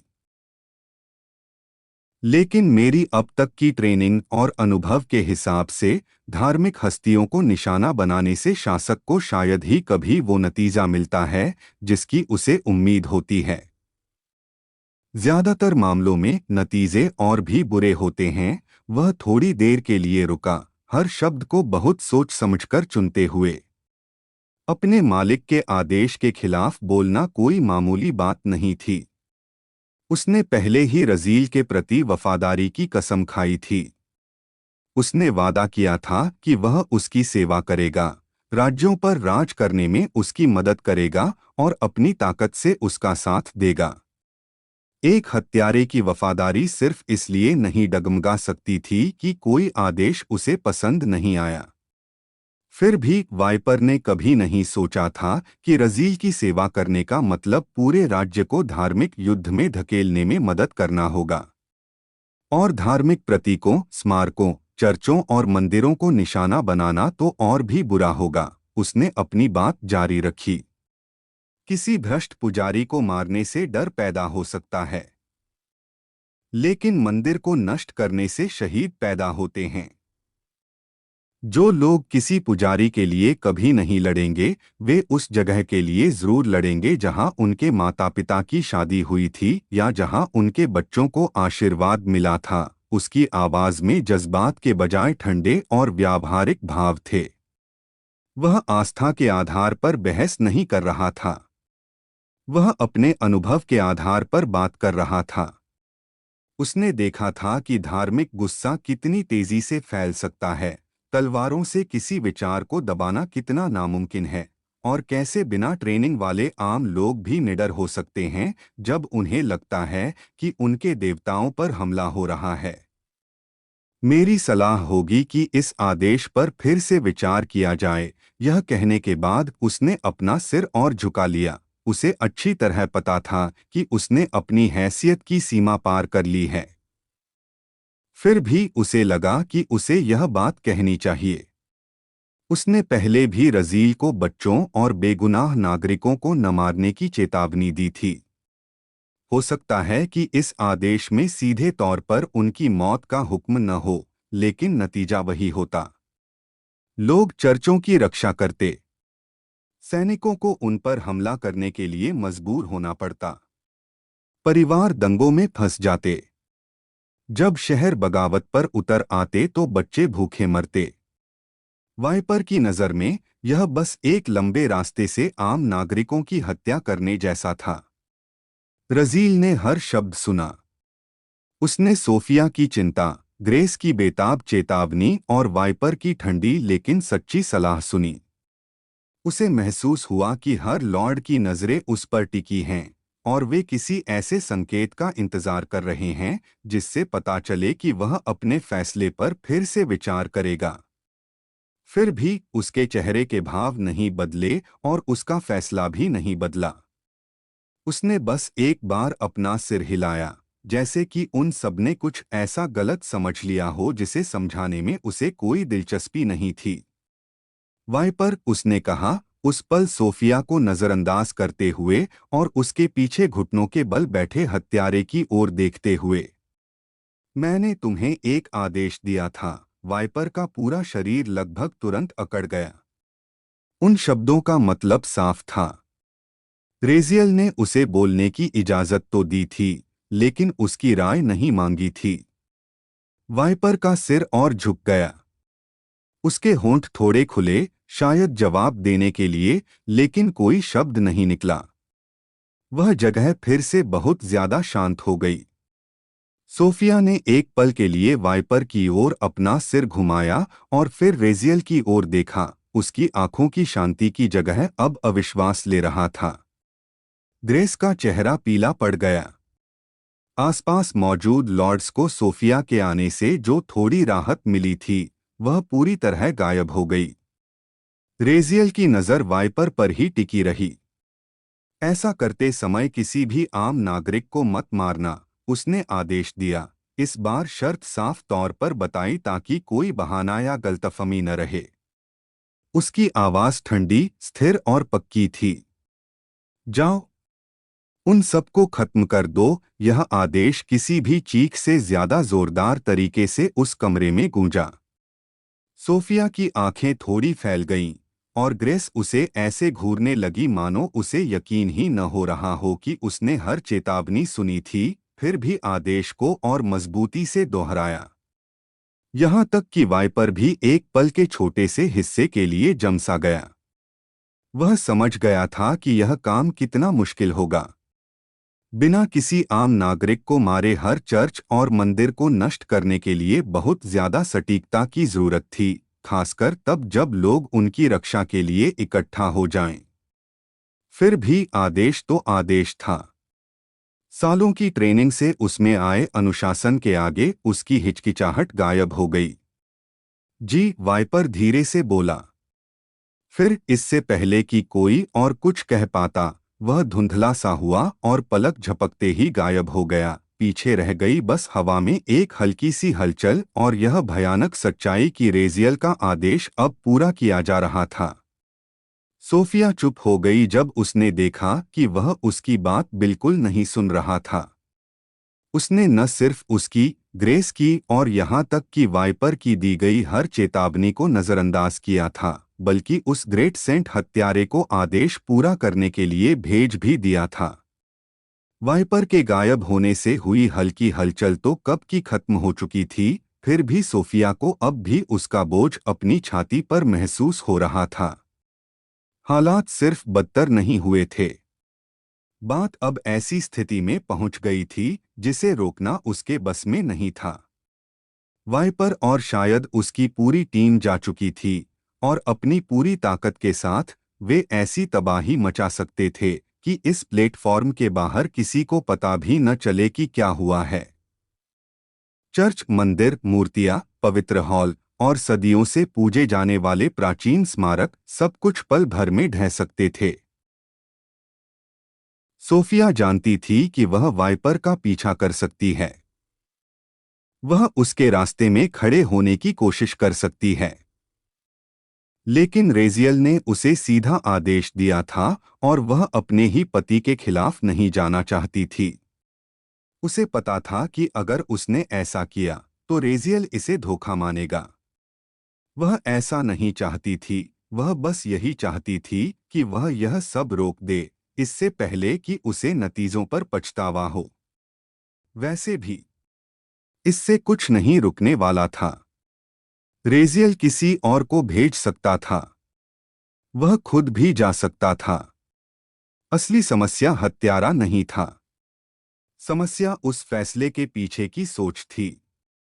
इसलिए उसने फिर से रेजियल की ओर देखा, आखिरी बार कोशिश करते हुए कि वह उसे रोक सके या कम से कम उस कठोर सोच से बाहर ला सके जिसने उसे जकड़ रखा था। उसके होंठ खुले, लेकिन एक पल के लिए कोई शब्द नहीं निकला। अब उसकी आंखों में निराशा थी, लेकिन उसके नीचे कुछ और भी भारी था। डर। उसे इस बात का डर नहीं था कि वह उसे नुकसान पहुंचाएगा, बल्कि इस बात का डर था कि वह जानबूझकर ऐसे रास्ते पर जा रहा था जिससे वह खुद से नफरत करने लगेगा। रेजियल, उसने पहले से धीमी आवाज में दोहराया, मानो उसका नाम प्यार से लेने पर वह इंसान वापस आ जाएगा जिसे वह उस कठोर चेहरे के पीछे कहीं मौजूद मानती थी। आखिरकार रेजियल ने सीधे उसकी ओर देखा। उसका चेहरा शांत था, लेकिन उसमें कोई हिचकिचाहट नहीं थी। सोफिया, मैं जानता हूं कि मैं क्या कर रहा हूं, उसने कहा। उसकी आवाज स्थिर थी, न ऊंची और न ही बचाव वाली, जिससे सोफिया के लिए बहस करना और भी मुश्किल हो गया। शायद कुछ बातें ऐसी हैं जिनके बारे में मैं तुमसे ज्यादा जानता हूं, बात करते हुए उसने सीधे उसकी आंखों में देखा, जिससे यह साफ हो गया कि यह कोई भावुक गलती या गुस्से में लिया गया फैसला नहीं था। उसने इस बारे में सोचा था, उसने इसे परखा था, और सब कुछ जानने के बाद भी उसने यही रास्ता चुना था। सोफिया की भौहें तन गईं। उन शब्दों ने उसे तसल्ली देने के बजाय और उलझन में डाल दिया। ऐसी कौन सी बातें थीं जिनके बारे में वह उससे ज्यादा जानता था? क्या बातें? मंदिर किस चीज का प्रतीक है? देवता? लोगों की आस्था? नहीं, वह ऐसा नहीं जानता था। एक पल के लिए तो उसने सीधे उससे पूछने की सोची भी, लेकिन फिर उसे उसका बड़ा प्लान याद आ गया कि वह असल में ऐसा क्यों कर रहा था। लेकिन उसने उसे मनाने की कोशिश जारी रखते हुए कहा, हालांकि उसका आत्मविश्वास कमजोर पड़ने लगा था। इससे तुम्हारे अपने प्लान को नुकसान होगा, याद है? उसके शब्द अब तेजी से निकल रहे थे, जैसे वह कोई ऐसी बात ढूंढना चाहती हो जिससे वह अपना फैसला बदल ले। अगर लोगों या किसी और चीज के लिए नहीं, तो कम से कम उसके लिए तो सोचो। जो तुम करने की कोशिश कर रहे हो, उसके लिए। वह पूरी तरह नहीं समझ पाई थी कि रजील का यह कहने का क्या मतलब था कि वह उससे ज्यादा जानता है, लेकिन वह उसके मकसद के बारे में इतना जरूर जानती थी कि उसे ताकत, समय, स्थिरता, समर्थन और सबसे बढ़कर भरोसे की जरूरत थी। पूरे राज्य में धार्मिक विद्रोह शुरू करने से इन सभी चीजों को नुकसान पहुंचेगा। इससे उसकी अपनी सीमाओं के भीतर दुश्मन पैदा हो जाएंगे, जो उससे नफरत करेंगे, जबकि वह चाहता था कि दुनिया भर के लोग उसे प्यार करें। यह साफ तौर पर बिल्कुल उल्टा हो रहा था। मुझे पता है कि ऐसा होगा, रजील ने जवाब दिया, और जिस सादगी से उसने यह कहा, उससे सोफिया कुछ पल के लिए चुप हो गई। उसकी आवाज में कोई हैरानी नहीं थी, न ही उसे अपनी बात का एहसास होने पर कोई हिचकिचाहट थी। वह जानता था, उसने पहले ही सोच लिया था कि इससे उसके अपने प्लान को कितना नुकसान होगा, और उसने इसे स्वीकार कर लिया था। लेकिन इसका मतलब यह नहीं है कि मैं उस चीज के खिलाफ लड़ना छोड़ दूंगा जिसका मैं विरोध कर रहा हूं। आगे बोलते हुए उसकी आवाज सख्त हो गई। गलत तो गलत ही होता है। लोगों को क्रांति की जरूरत है। उसने यह शब्द इतने जोर से कहे कि सोफिया के चेहरे के भाव बदल गए। क्रांति? उसे लगा था कि वह देवताओं का प्रभाव खत्म करना चाहता है और चाहता है कि दुनिया भर के लोग उसे प्यार करें। उसने कभी इसे आम लोगों की अपनी मान्यताओं के खिलाफ क्रांति के तौर पर नहीं समझा था। कैसी क्रांति? सोफिया ने पूछा। उसकी आवाज में साफ उलझन झलक रही थी। तुम्हारी लड़ाई देवताओं से है। मैं यह जानती हूँ। वह और पास आ गई। उसके हाथ अब उसके सामने नहीं उठे हुए थे, लेकिन उसकी उंगलियां उसके बगल में कसी हुई थीं। लेकिन ये लोग बेगुनाह हैं। वे कुछ नहीं जानते। उसकी नजरें उसके चेहरे को टटोल रही थीं, यह समझने की कोशिश कर रही थीं कि इतना समझदार इंसान इस काम में छिपी क्रूरता को क्यों नहीं देख पा रहा था। भले ही तुम उनके लिए लड़ रहे हो, वे यह नहीं समझेंगे। उन्हें बस यही लगेगा कि तुम उन्हें नुकसान पहुंचा रहे हो। उन्हें लगेगा कि तुम उनसे उनके देवता, उनकी प्रार्थनाएं, उनकी परंपराएं और वे सभी चीजें छीन रहे हो जिन पर उन्होंने पूरी जिंदगी भरोसा किया था। बोलते बोलते उसकी आवाज और ज्यादा भावुक हो गई। रेजियल, इससे लड़ने का यह गलत तरीका है। सोफिया उसकी बात समझ गई थी। वह समझ गई थी कि उसकी नज़र में चर्च और मंदिर तोड़ना सिर्फ इमारतों पर हमला करना नहीं था। यह उन जंजीरों को तोड़ने जैसा था जो लोगों को उन देवताओं से जोड़ती थीं जिनसे वह नफरत करता था। लेकिन उसकी वजह समझने के बाद भी यह तरीका गलत ही लग रहा था। आम लोगों के लिए इसमें कोई छिपा हुआ मतलब, कोई बड़ी सच्चाई या दैवीय शक्तियों के खिलाफ कोई दूर की लड़ाई नहीं थी। उन्हें बस सैनिक और हत्यारे दिखते जो उनकी प्रार्थना की जगहों को तोड़ रहे थे। चारों तरफ धूल, टूटी हुई मूर्तियां, डरे हुए बच्चे, चीखते चिल्लाते पुजारी और ऐसे लोग होते जिन्हें लगता कि उनके राजा ने उनके विश्वास को ही अपराध घोषित कर दिया है। वे मासूम हैं, उसने धीरे से कहा। उन्हें वह नहीं पता जो तुम्हें पता है।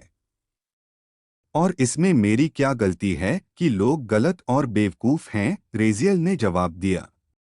उसके जवाब में कोई नरमी नहीं थी। उसके चेहरे के भाव और सख्त हो गए, मानो सोफिया को उससे जो हमदर्दी की उम्मीद थी, उसे वह बहुत पहले ही ठुकरा चुका था। सच कड़वा होता है। सच तकलीफदेह होता है। उन्हें अपनी आंखें खोलने की जरूरत है, और मैं उन्हें खोलने पर मजबूर करूंगा। उसने एक बार अपना सिर हिलाया, और हर शब्द के साथ उसकी आवाज और सख्त होती गई। इससे कोई फर्क नहीं पड़ता कि लोग मुझे कैसा समझते हैं। वे मुझे क्या कहते हैं, इससे भी कोई फर्क नहीं पड़ता। क्योंकि अगर मैं सिर्फ इसलिए रुक जाऊं कि लोग मुझसे नफरत करेंगे, तो फिर इसका क्या मतलब है? उसकी बातों में दिलासा देने वाली कोई गुंजाइश नहीं थी।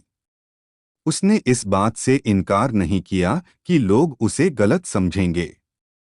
उसने इस बात से इनकार नहीं किया कि वे उससे नफरत करेंगे, उसे कोसेंगे या उसे एक राक्षस समझेंगे।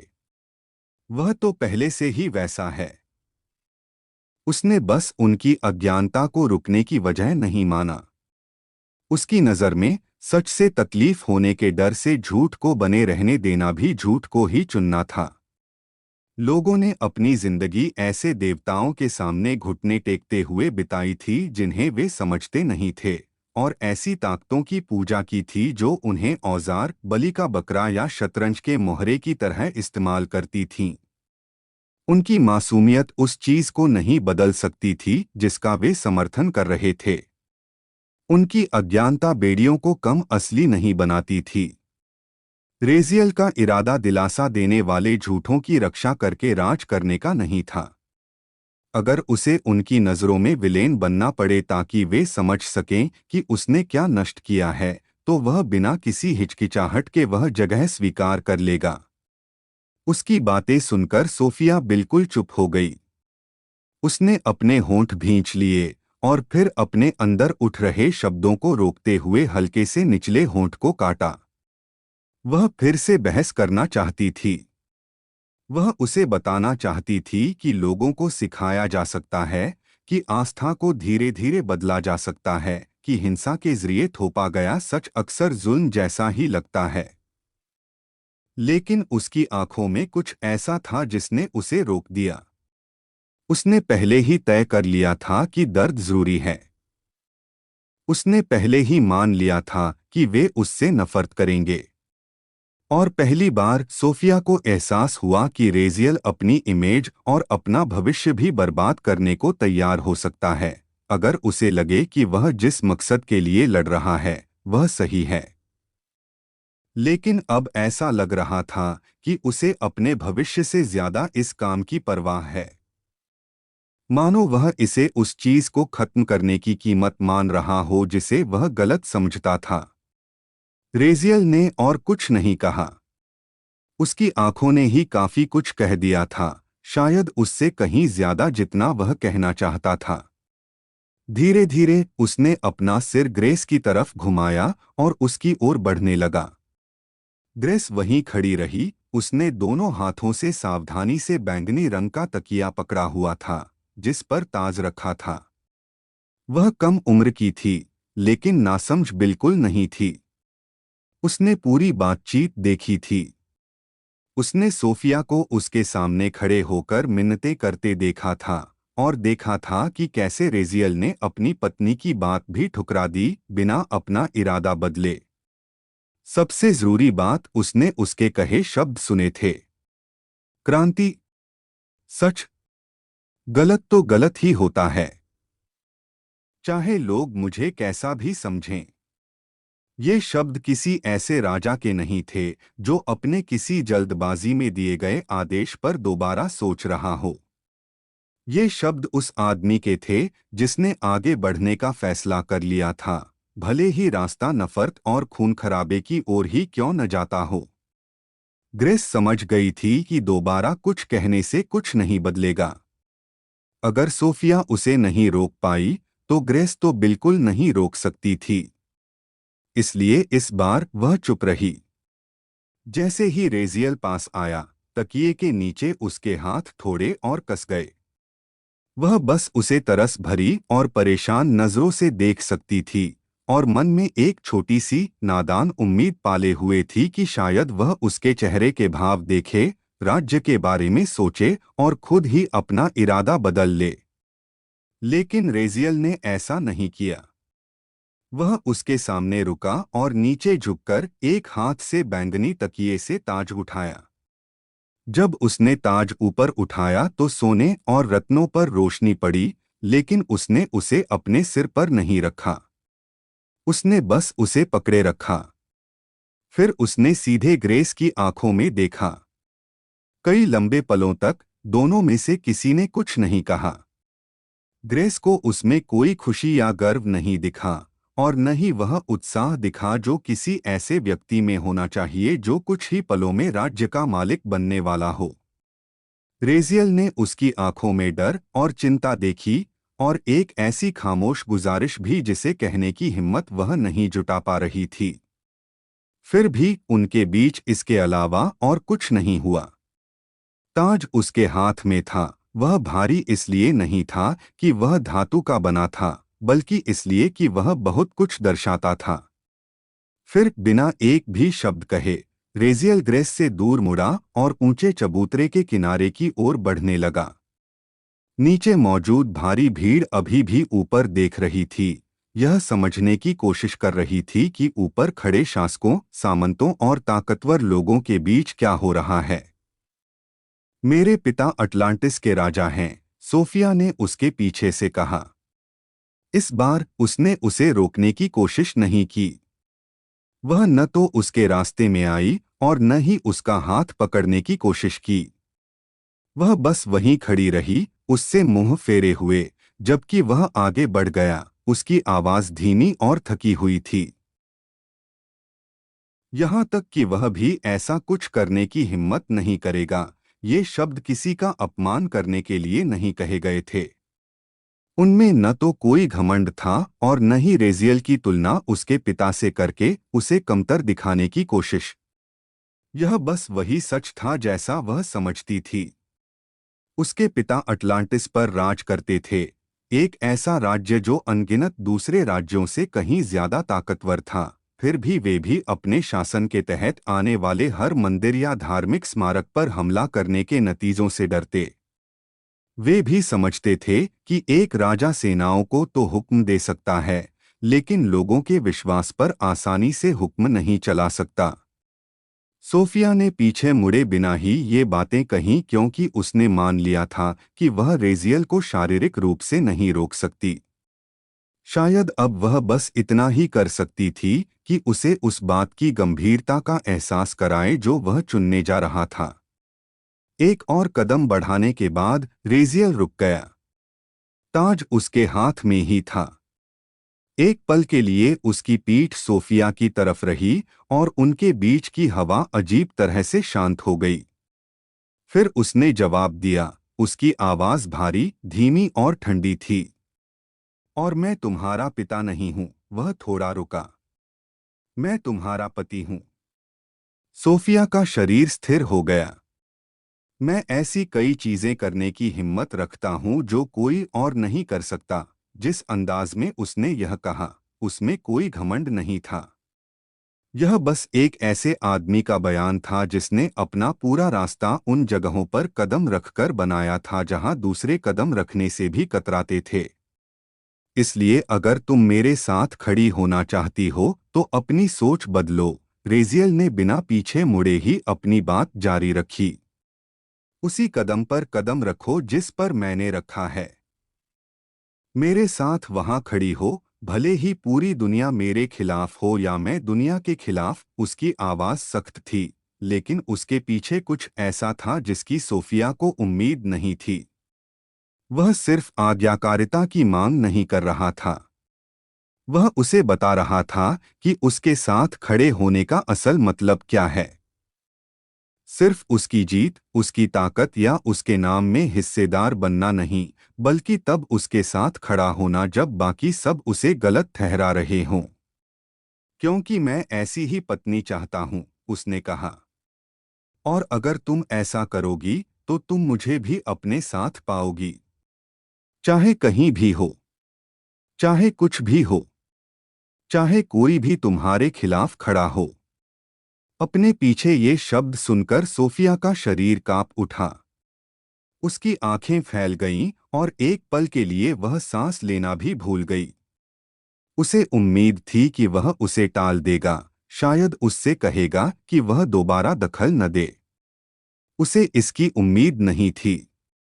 उसकी बातें रूखी और लगभग कठोर थीं, फिर भी उनमें कुछ बहुत गंभीर बात छिपी थी।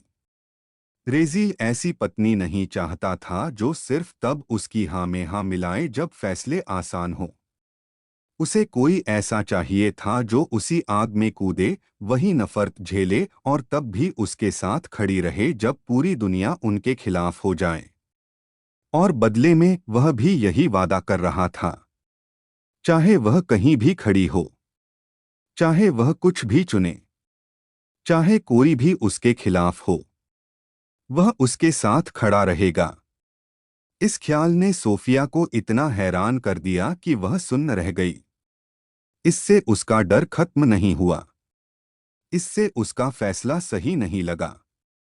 लेकिन यह बात उसके दिल के उस कोने तक पहुंची जहां उसकी कोई और बात नहीं पहुंच पाई थी। रेजील ने मुड़कर उसका रिएक्शन नहीं देखा। उसने और कुछ नहीं कहा। थोड़ी देर रुकने के बाद उसने एक और कदम बढ़ाया और फिर से प्लेटफॉर्म के किनारे की ओर चलने लगा। एक हाथ में ताज था और नीचे अनगिनत नागरिक उसे देख रहे थे। लेकिन तभी अब वेदी के सामने घुटने टेको। मैं आर्कबिशप, जो अब तक सोफिया के ठीक पीछे खड़ा था, अचानक चिल्लाया। उसने देखा कि रेजील उसे ऐसे नजरअंदाज करके चला गया जैसे उसका कोई वजूद ही न हो। जब से रेजील ने राज्य के सभी चर्च और मंदिर तोड़ने का आदेश दिया था, तभी से उसका चेहरा गुस्से से लाल था। लेकिन इस तरह नजरअंदाज किए जाने से उसका बचाखुचा संयम भी टूट गया। वह सोफिया और ग्रेस के पास से तेजी से गुजरा। उसके शरीर पर लिपटे लंबे सफेद और सुनहरे लबादे मार्बल के प्लेटफॉर्म पर घिसट रहे थे। उसके कदम तेज और लगभग बेकाबू थे, और हर कदम के साथ उसके हाथ में मौजूद पवित्र छड़ी फर्श से टकरा रही थी। उसे इस बात की परवाह नहीं थी कि सोफिया हालात को शांत करने की कोशिश कर रही थी। उसे इस बात की भी परवाह नहीं थी कि ग्रेस और 5 महान लॉर्ड्स अभी भी सदमे में खड़े थे। उसे रेजील के आसपास मंडरा रहे अजीब खतरे की भी कोई परवाह नहीं थी। उसके लिए यह मामला शासक और चर्च के बीच असहमति से कहीं आगे बढ़ चुका था। रेजील ने पवित्र स्थलों को नष्ट करने का आदेश दिया था, देवताओं का अपमान किया था, वेदी के अधिकार को नकारा था और बिना आशीर्वाद वाला ताज हाथ में लिए चला गया था। आर्कबिशप की नज़र में यह किसी इंसान द्वारा किया गया सबसे बड़ा धर्म अपमान था। यह ऐसी बात नहीं थी जिसे माफी मांगकर ठीक किया जा सके। न ही इसे सोने या राजनीतिक समझौतों से सुधारा जा सकता था। रजील मौत का हकदार था और ईश्वर के एक वफादार भक्त के तौर पर आर्कबिशप ने खुद को यह यकीन दिला लिया था कि अब उसे मौत के घाट उतारना ही उसका पवित्र कर्तव्य है। जब वह रजील के सामने खड़ा होने के लिए तेजी से आगे बढ़ा तो उसकी आंखों में नफरत थी, इतनी गहरी नफरत कि कुछ पल के लिए वह शायद यह भी भूल गया कि वह किसके सामने खड़ा है।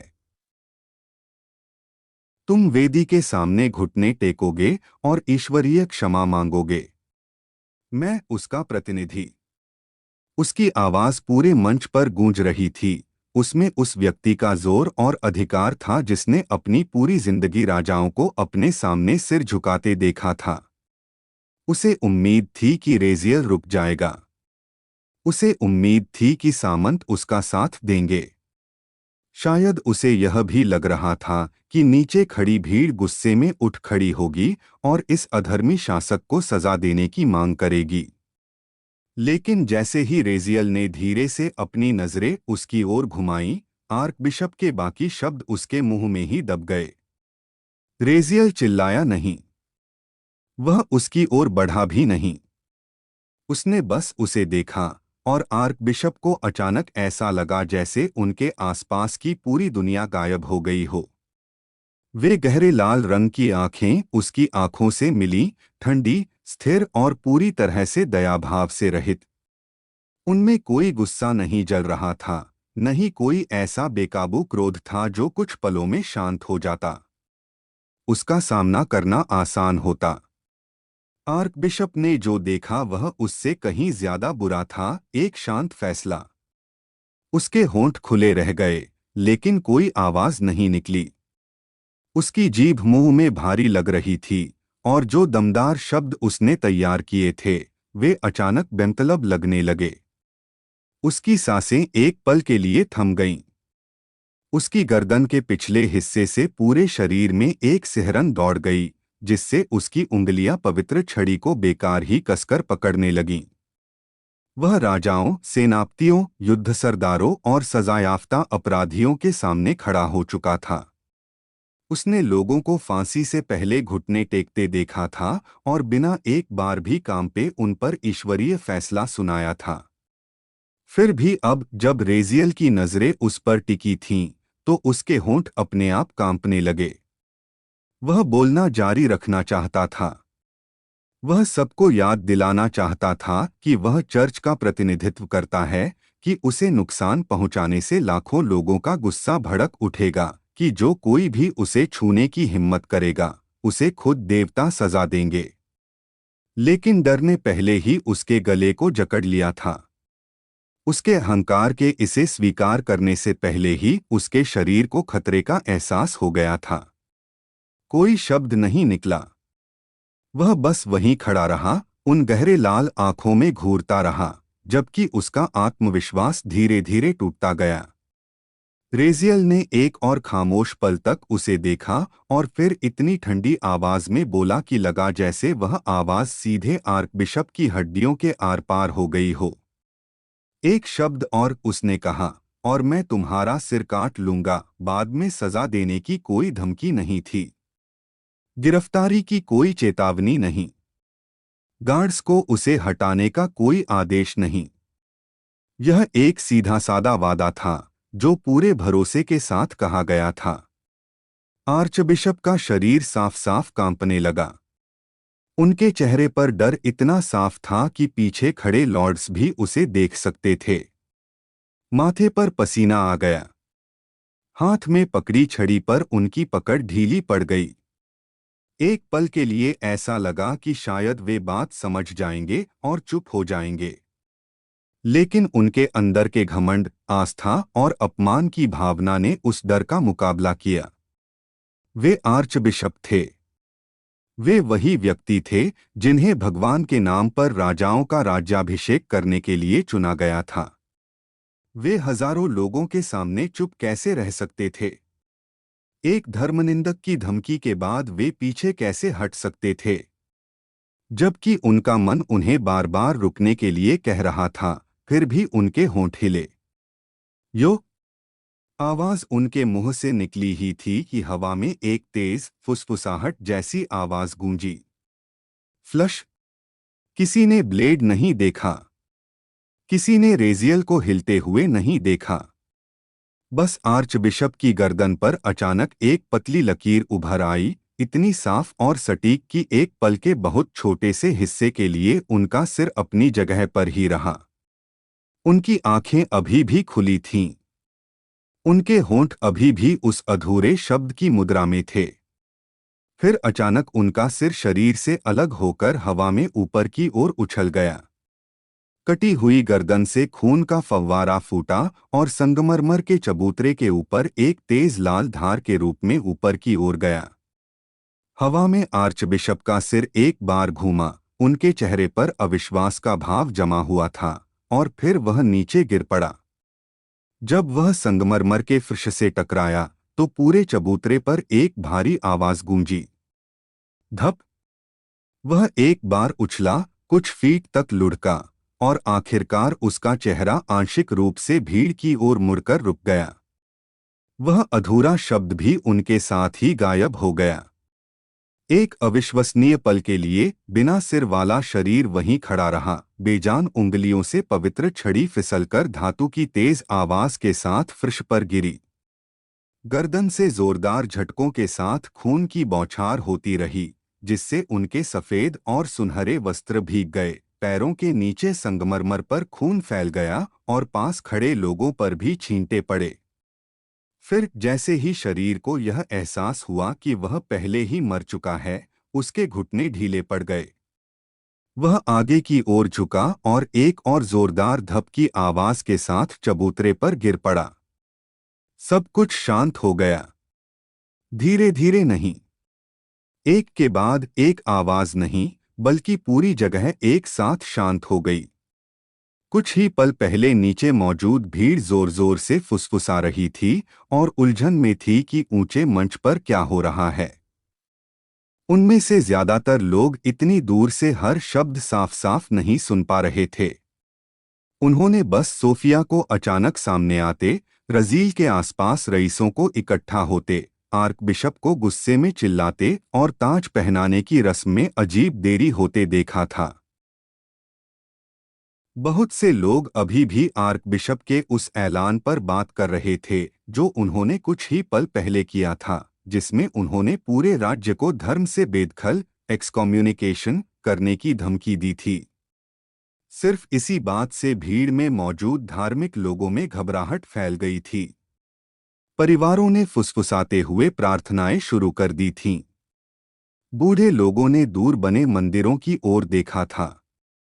लेकिन अब आर्कबिशप का सिर अचानक हवा में उड़ते और खून को लाल फव्वारे की तरह ऊपर की ओर निकलते देख हर फुसफुसाहट गायब हो गई। बिना किसी आवाज के सबके मुंह खुले रह गए। आंखें इतनी फैल गईं कि उनमें दर्द महसूस होने लगा।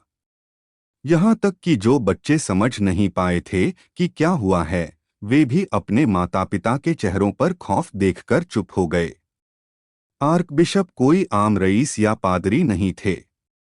वह राज्य के सबसे बड़े धार्मिक अधिकारी थे, जिन्हें लोग भगवान के सबसे करीब मानते थे। वही शासकों को आशीर्वाद देते थे और तय करते थे कि किसी ताज को दैवीय मंजूरी मिली है या नहीं। बहुत से लोगों ने अपनी पूरी जिंदगी इस विश्वास में बिता दी थी कि गुस्से में उन्हें छूना भी पाप है। उनकी हत्या के बारे में सोचना भी नामुमकिन था, इसलिए उनका दिमाग उस चीज को मानने को तैयार नहीं था जो उनकी आंखों ने अभी अभी देखी थी। फिर भी उनका कटा हुआ सिर संगमरमर के फर्श पर पड़ा था और उनका खून चबूतरे की सीढ़ियों से नीचे बह रहा था। नहीं, उन्होंने ऐसा नहीं किया। सोफिया ने खुद से धीरे से कहा। ये शब्द उसके होठों से प्रार्थना की तरह निकले। वह कुछ पल के लिए रेजियल से मुंह फेरे रही, मानो खुद से ही यह मानने की गुजारिश कर रही हो कि उसने गलत समझा था। वह हरकत बहुत तेज और अचानक हुई थी। शायद आर्कबिशप गिर गए थे। शायद कुछ और हुआ था। शायद रेजियल ने उन्हें सिर्फ डराया था। लेकिन ताजे खून की गंध उस तक पहुंची और उसके पीछे छाई खामोशी बहुत भारी थी।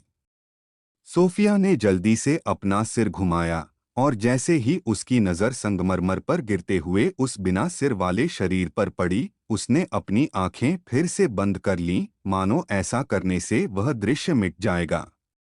उसकी सांस गले में दर्द के साथ अटक गई। वह इस राज्य की नहीं थी। वह इन चर्चों में पूजा करते हुए बड़ी नहीं हुई थी और वह पूरी तरह से यह नहीं समझती थी कि इस खास आदमी का लोगों पर कितना असर था। लेकिन वह इतना तो समझती ही थी।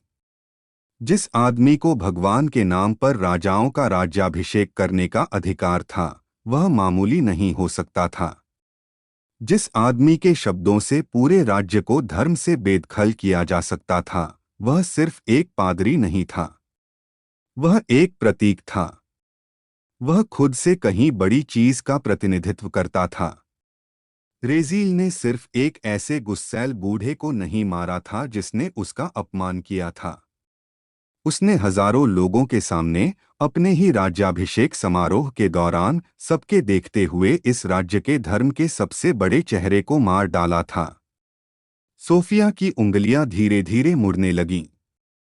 उसके सीने में एक ठंडी भारीपन महसूस होने लगा क्योंकि एक बात साफ हो गई थी, अब पीछे मुड़ने का कोई रास्ता नहीं था।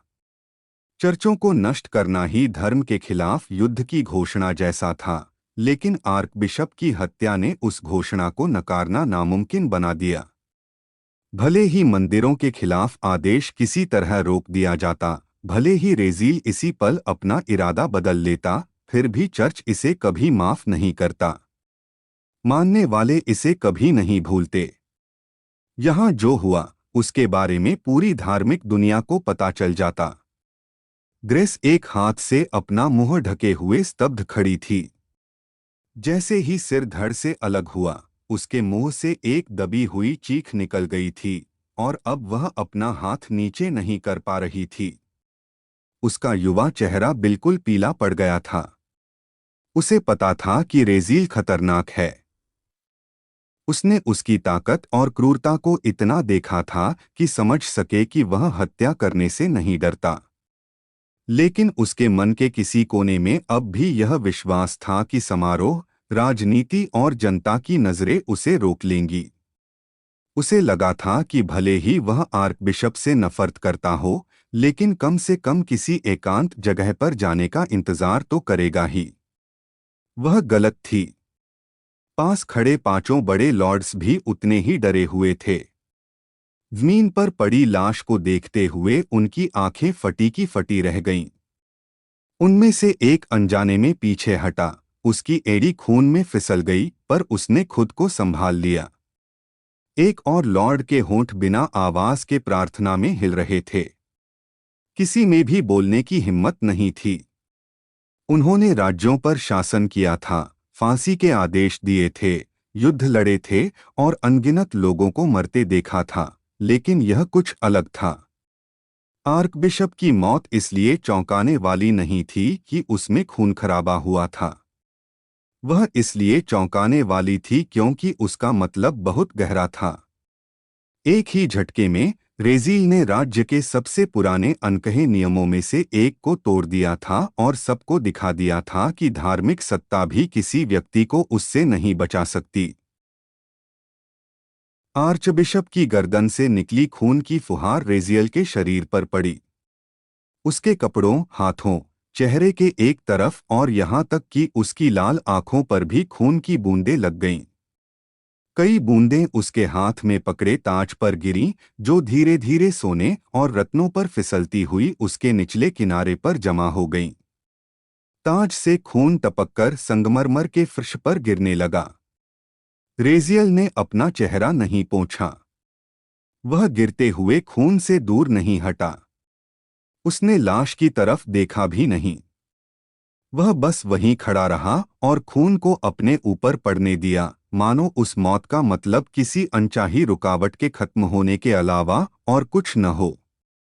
जब आर्चबिशप की लाश जोरदार आवाज के साथ फर्श पर गिरी तो रेजियल शांति से उसके पास से गुजर गया। उसका पैर फैलते हुए खून के पास पड़ा और आगे बढ़ते हुए उसके बूट के किनारे ने संगमरमर पर गहरे लाल रंग का निशान छोड़ दिया। अब किसी ने उसे रोकने की कोशिश नहीं की। सोफिया उसके पीछे पत्थर की तरह जम गई। ग्रेस बस देखती रह गई। पांचों महान लॉर्ड्स बुत बनकर खड़े रहे। रेजियल ऊंचे चबूतरे के बिल्कुल किनारे तक पहुंचा और वहां रुककर नीचे मौजूद भारी भीड़ को देखने लगा। हर चेहरा ऊपर की ओर उठा हुआ था। हजारों आंखें उसे घूर रही थीं, जिनमें डर और अविश्वास साफ झलक रहा था। अब किसी में फुसफुसाने की भी हिम्मत नहीं थी। यहां तक कि सबसे पक्के मानने वालों के मुंह से भी चीख नहीं निकली। उन सबने देख लिया था कि रेजियल की चेतावनी के बाद बोलने वाले आदमी का क्या हश्र हुआ था। उस सन्नाटे के बीच पूरी भीड़ के मन में एक ही बात चल रही थी, अगर उन्होंने जरा भी आवाज की तो शायद अगला सिर उन्हीं का कटेगा। रेजियल ने बिना किसी भाव के उन पर नजर डाली। उसका चेहरा खून की बूंदों से सना हुआ था, जिससे वह ताज पहनने का इंतजार कर रहे राजा के बजाय किसी पवित्र चीज के खंडहरों पर खड़े विजेता जैसा लग रहा था। हवा चबूतरे पर धीरे धीरे बह रही थी और खून की गंध को भीड़ तक ले जा रही थी। ताज उसके हाथ में ही था, जो गीला था और उससे लाल खून टपक रहा था। कई लंबे सेकंड तक वह कुछ नहीं बोला। उसने सन्नाटे को इतना गहरा होने दिया कि सांस लेना भी खतरनाक लगने लगा। फिर धीरे धीरे रेजियल ने अपना हाथ ऊपर उठाया। खून से सना ताज उसके सिर के ऊपर उठा। लाल दागों के नीचे सोना चमक रहा था और उसके किनारों से गाढ़ी बूंदें लगातार गिर रही थीं। यह ताज, रेजियल ने बोलना शुरू किया। उसकी आवाज पहले तो धीमी थी, लेकिन राजधानी में छाई खामोशी की वजह से उसका पहला शब्द भी ऊंचे मंच से बहुत दूर तक सुनाई दिया। हजारों लोग उसके नीचे बिना हिले डुले खड़े थे, उनकी नजरें उसके सिर के ऊपर पकड़े हुए खून से सने ताज और उसके चेहरे के किनारे से बहती खून की लाल बूंदों पर टिकी थीं। उसके पीछे आर्कबिशप का बिना सिर वाला शरीर पड़ा था। उसका खून धीरे धीरे सफेद संगमरमर पर फैल रहा था, जबकि उसका कटा हुआ सिर कुछ फीट दूर पड़ा था और उसकी बेजान आंखें भीड़ की ओर देख रही थीं। यह नज़ारा ही किसी को भी जमा देने के लिए काफी था, लेकिन रेजियल ने ऐसा कोई संकेत नहीं दिया कि उसके पीछे पड़े मरे हुए आदमी से उसे कोई फर्क पड़ता है। उसने ताज को थोड़ा नीचे किया और एक पल के लिए उसे देखा। उसकी उंगलियां ताज के सुनहरे किनारे पर कस गईं। यह वही ताज था जिसके बारे में सबको उम्मीद थी कि पवित्र प्रार्थनाओं, आशीर्वाद और ईश्वर की मंजूरी के बाद आर्कबिशप इसे उसके सिर पर रखेंगे। यह वही ताज था जिसे ग्रेस एक बैंगनी तकिए पर रखकर लाई थी और उसकी ऐसे हिफाजत से रक्षा कर रही थी जैसे वह कोई पवित्र चीज हो। यह वही ताज था जिसके बारे में रईसों का मानना था कि यह सिर्फ परंपरा के जरिए ही असली बन सकता है। लेकिन अब यह उसी आदमी के खून से सना हुआ था जिसे इसे आशीर्वाद देना था। रेजियल ने धीरे धीरे फिर से अपनी नजरें उठाईं। उसकी गहरी लाल आंखें भीड़ पर घूम गईं। यह मुझे किसी राजा या रानी ने नहीं दिया, उसने कहा। उसका हर शब्द पिछले शब्द से ज्यादा मजबूत होता गया। फिर उसने उसी हाथ से अपनी छाती की ओर इशारा किया जिससे उसने ताज पकड़ा हुआ था। मैंने अपनी की हुई हर चीज के बोझ तले उसकी आवाज कुछ पल के लिए रुकी। उसके चेहरे के भाव सख्त हो गए। इसे मैंने खुद हासिल किया है। उसकी यह घोषणा हवा में इतनी जोर से गूंजी कि लगा जैसे राजधानी के आसपास की हर दीवार और मीनार से टकरा रही हो। उसकी आवाज को ले जाने वाले जादू ने यह पक्का किया कि भीड़ में सबसे दूर खड़े लोगों को भी वह साफ सुनाई दे। जो लोग डर के मारे फुसफुसा रहे थे, वे एक बार फिर पूरी तरह खामोश हो गए। उसकी आवाज में गुस्सा था, लेकिन उसमें कुछ ऐसा भी था जिसे नकारा नहीं जा सकता था, सही होने का ऐसा मजबूत एहसास जिसे वे लोग भी महसूस कर सकते थे जो उससे नफरत करते थे। वह उनसे उसे स्वीकार करने के लिए नहीं कह रहा था। वह उनसे समर्थन की भीख नहीं मांग रहा था। वह उन्हें वह बात बता रहा था जिसे वह सच मानता था। मैंने इसे पूरे राज्य को बचाकर हासिल किया है, रेजियल ने फिर से अपनी ओर इशारा करते हुए कहा, जबकि खून से सना ताज उसके हाथ में ही था। बोलते बोलते उनकी आवाज ऊंची होती गई और अधिक कठोर व प्रभावशाली हो गई। इसकी जमीन, इसके शहर, इसके खेत, इसका भविष्य, हर मर्द, हर औरत, हर बच्चा। उसकी नजर धीरे धीरे भीड़ पर घूमी, जैसे वह हर एक को व्यक्तिगत रूप से देख रहा हो। जो लोग मौत के मुंह से वापस आए थे, वे उन लोगों के बीच खड़े थे जो अभी भी ज़ख्मों, धूल और सूखे खून से सने हुए थे। कुछ ने उन परिवार वालों का हाथ पकड़ा हुआ था जिन्हें वे कभी दोबारा छूने की उम्मीद नहीं कर रहे थे। कुछ ने अभी भी युद्ध के फटे पुराने कपड़े पहने हुए थे। कुछ को तो बस कुछ घंटे पहले ही मलबे में तब्दील घरों से निकाला गया था। वे सब जानते थे, चाहे वे इसे माने या न माने, कि उसके बिना उनमें से कई लोग वहां खड़े नहीं होते। तुम में से हर एक, रेजियल की आवाज में शब्द इतने भारी हो गए जैसे वे लोहे से भी ज्यादा वजनी हो। मेरी वजह से जिंदा है, आखिरी शब्द राजधानी में गूंज उठा। जिंदगी। कई लोग सिहर उठे। सामने खड़ी एक औरत ने अपने बच्चे को अपनी छाती से सटा लिया। एक बूढ़े सैनिक ने अपना सिर झुका लिया। उसका चेहरा शर्म से तन गया क्योंकि वह जानता था कि रेजियल पूरी तरह गलत नहीं था। यहाँ तक कि जो लोग उससे नफरत करना चाहते थे, वे भी उसके किए को नकार नहीं सकते थे। उसने मरे हुओं को भी वापस लौटाया था। उसने तबाही रोकी थी। जब पुराने शासकों ने हार मान ली थी, तब उसने कमान संभाली थी। फिर भी भीड़ के मन में शुक्रगुजारी और डर के बीच कशमकश चल रही थी, जो मिलकर कुछ ऐसा बन गया था जिसे आसानी से नाम नहीं दिया जा सकता था। लोग बिल्कुल शांत खड़े रहे। किसी ने जय जयकार नहीं की। किसी ने विरोध करने की हिम्मत नहीं की। वहां बस सन्नाटा था और उसके शब्दों की भयानक सच्चाई का बोझ था जो उन पर हावी हो रहा था। तो जब मैं कहता हूं कि यह राज्य मेरा है, रेजियल ने कहा, उसकी आवाज फिर धीमी हो गई। वह धीमी आवाज किसी तरह उसकी दहाड़ से भी ज्यादा खतरनाक लग रही थी। तो यह मेरा ही है। वह मंच के किनारे की ओर बढ़ा, जब तक कि नीचे गिरने वाली जगह से पहले बस जरा सा संगमरमर का हिस्सा नहीं बचा। हवा उसके खून से सने कपड़ों से गुजरी और उसके चेहरे से बालों की कुछ लटें हटा दीं।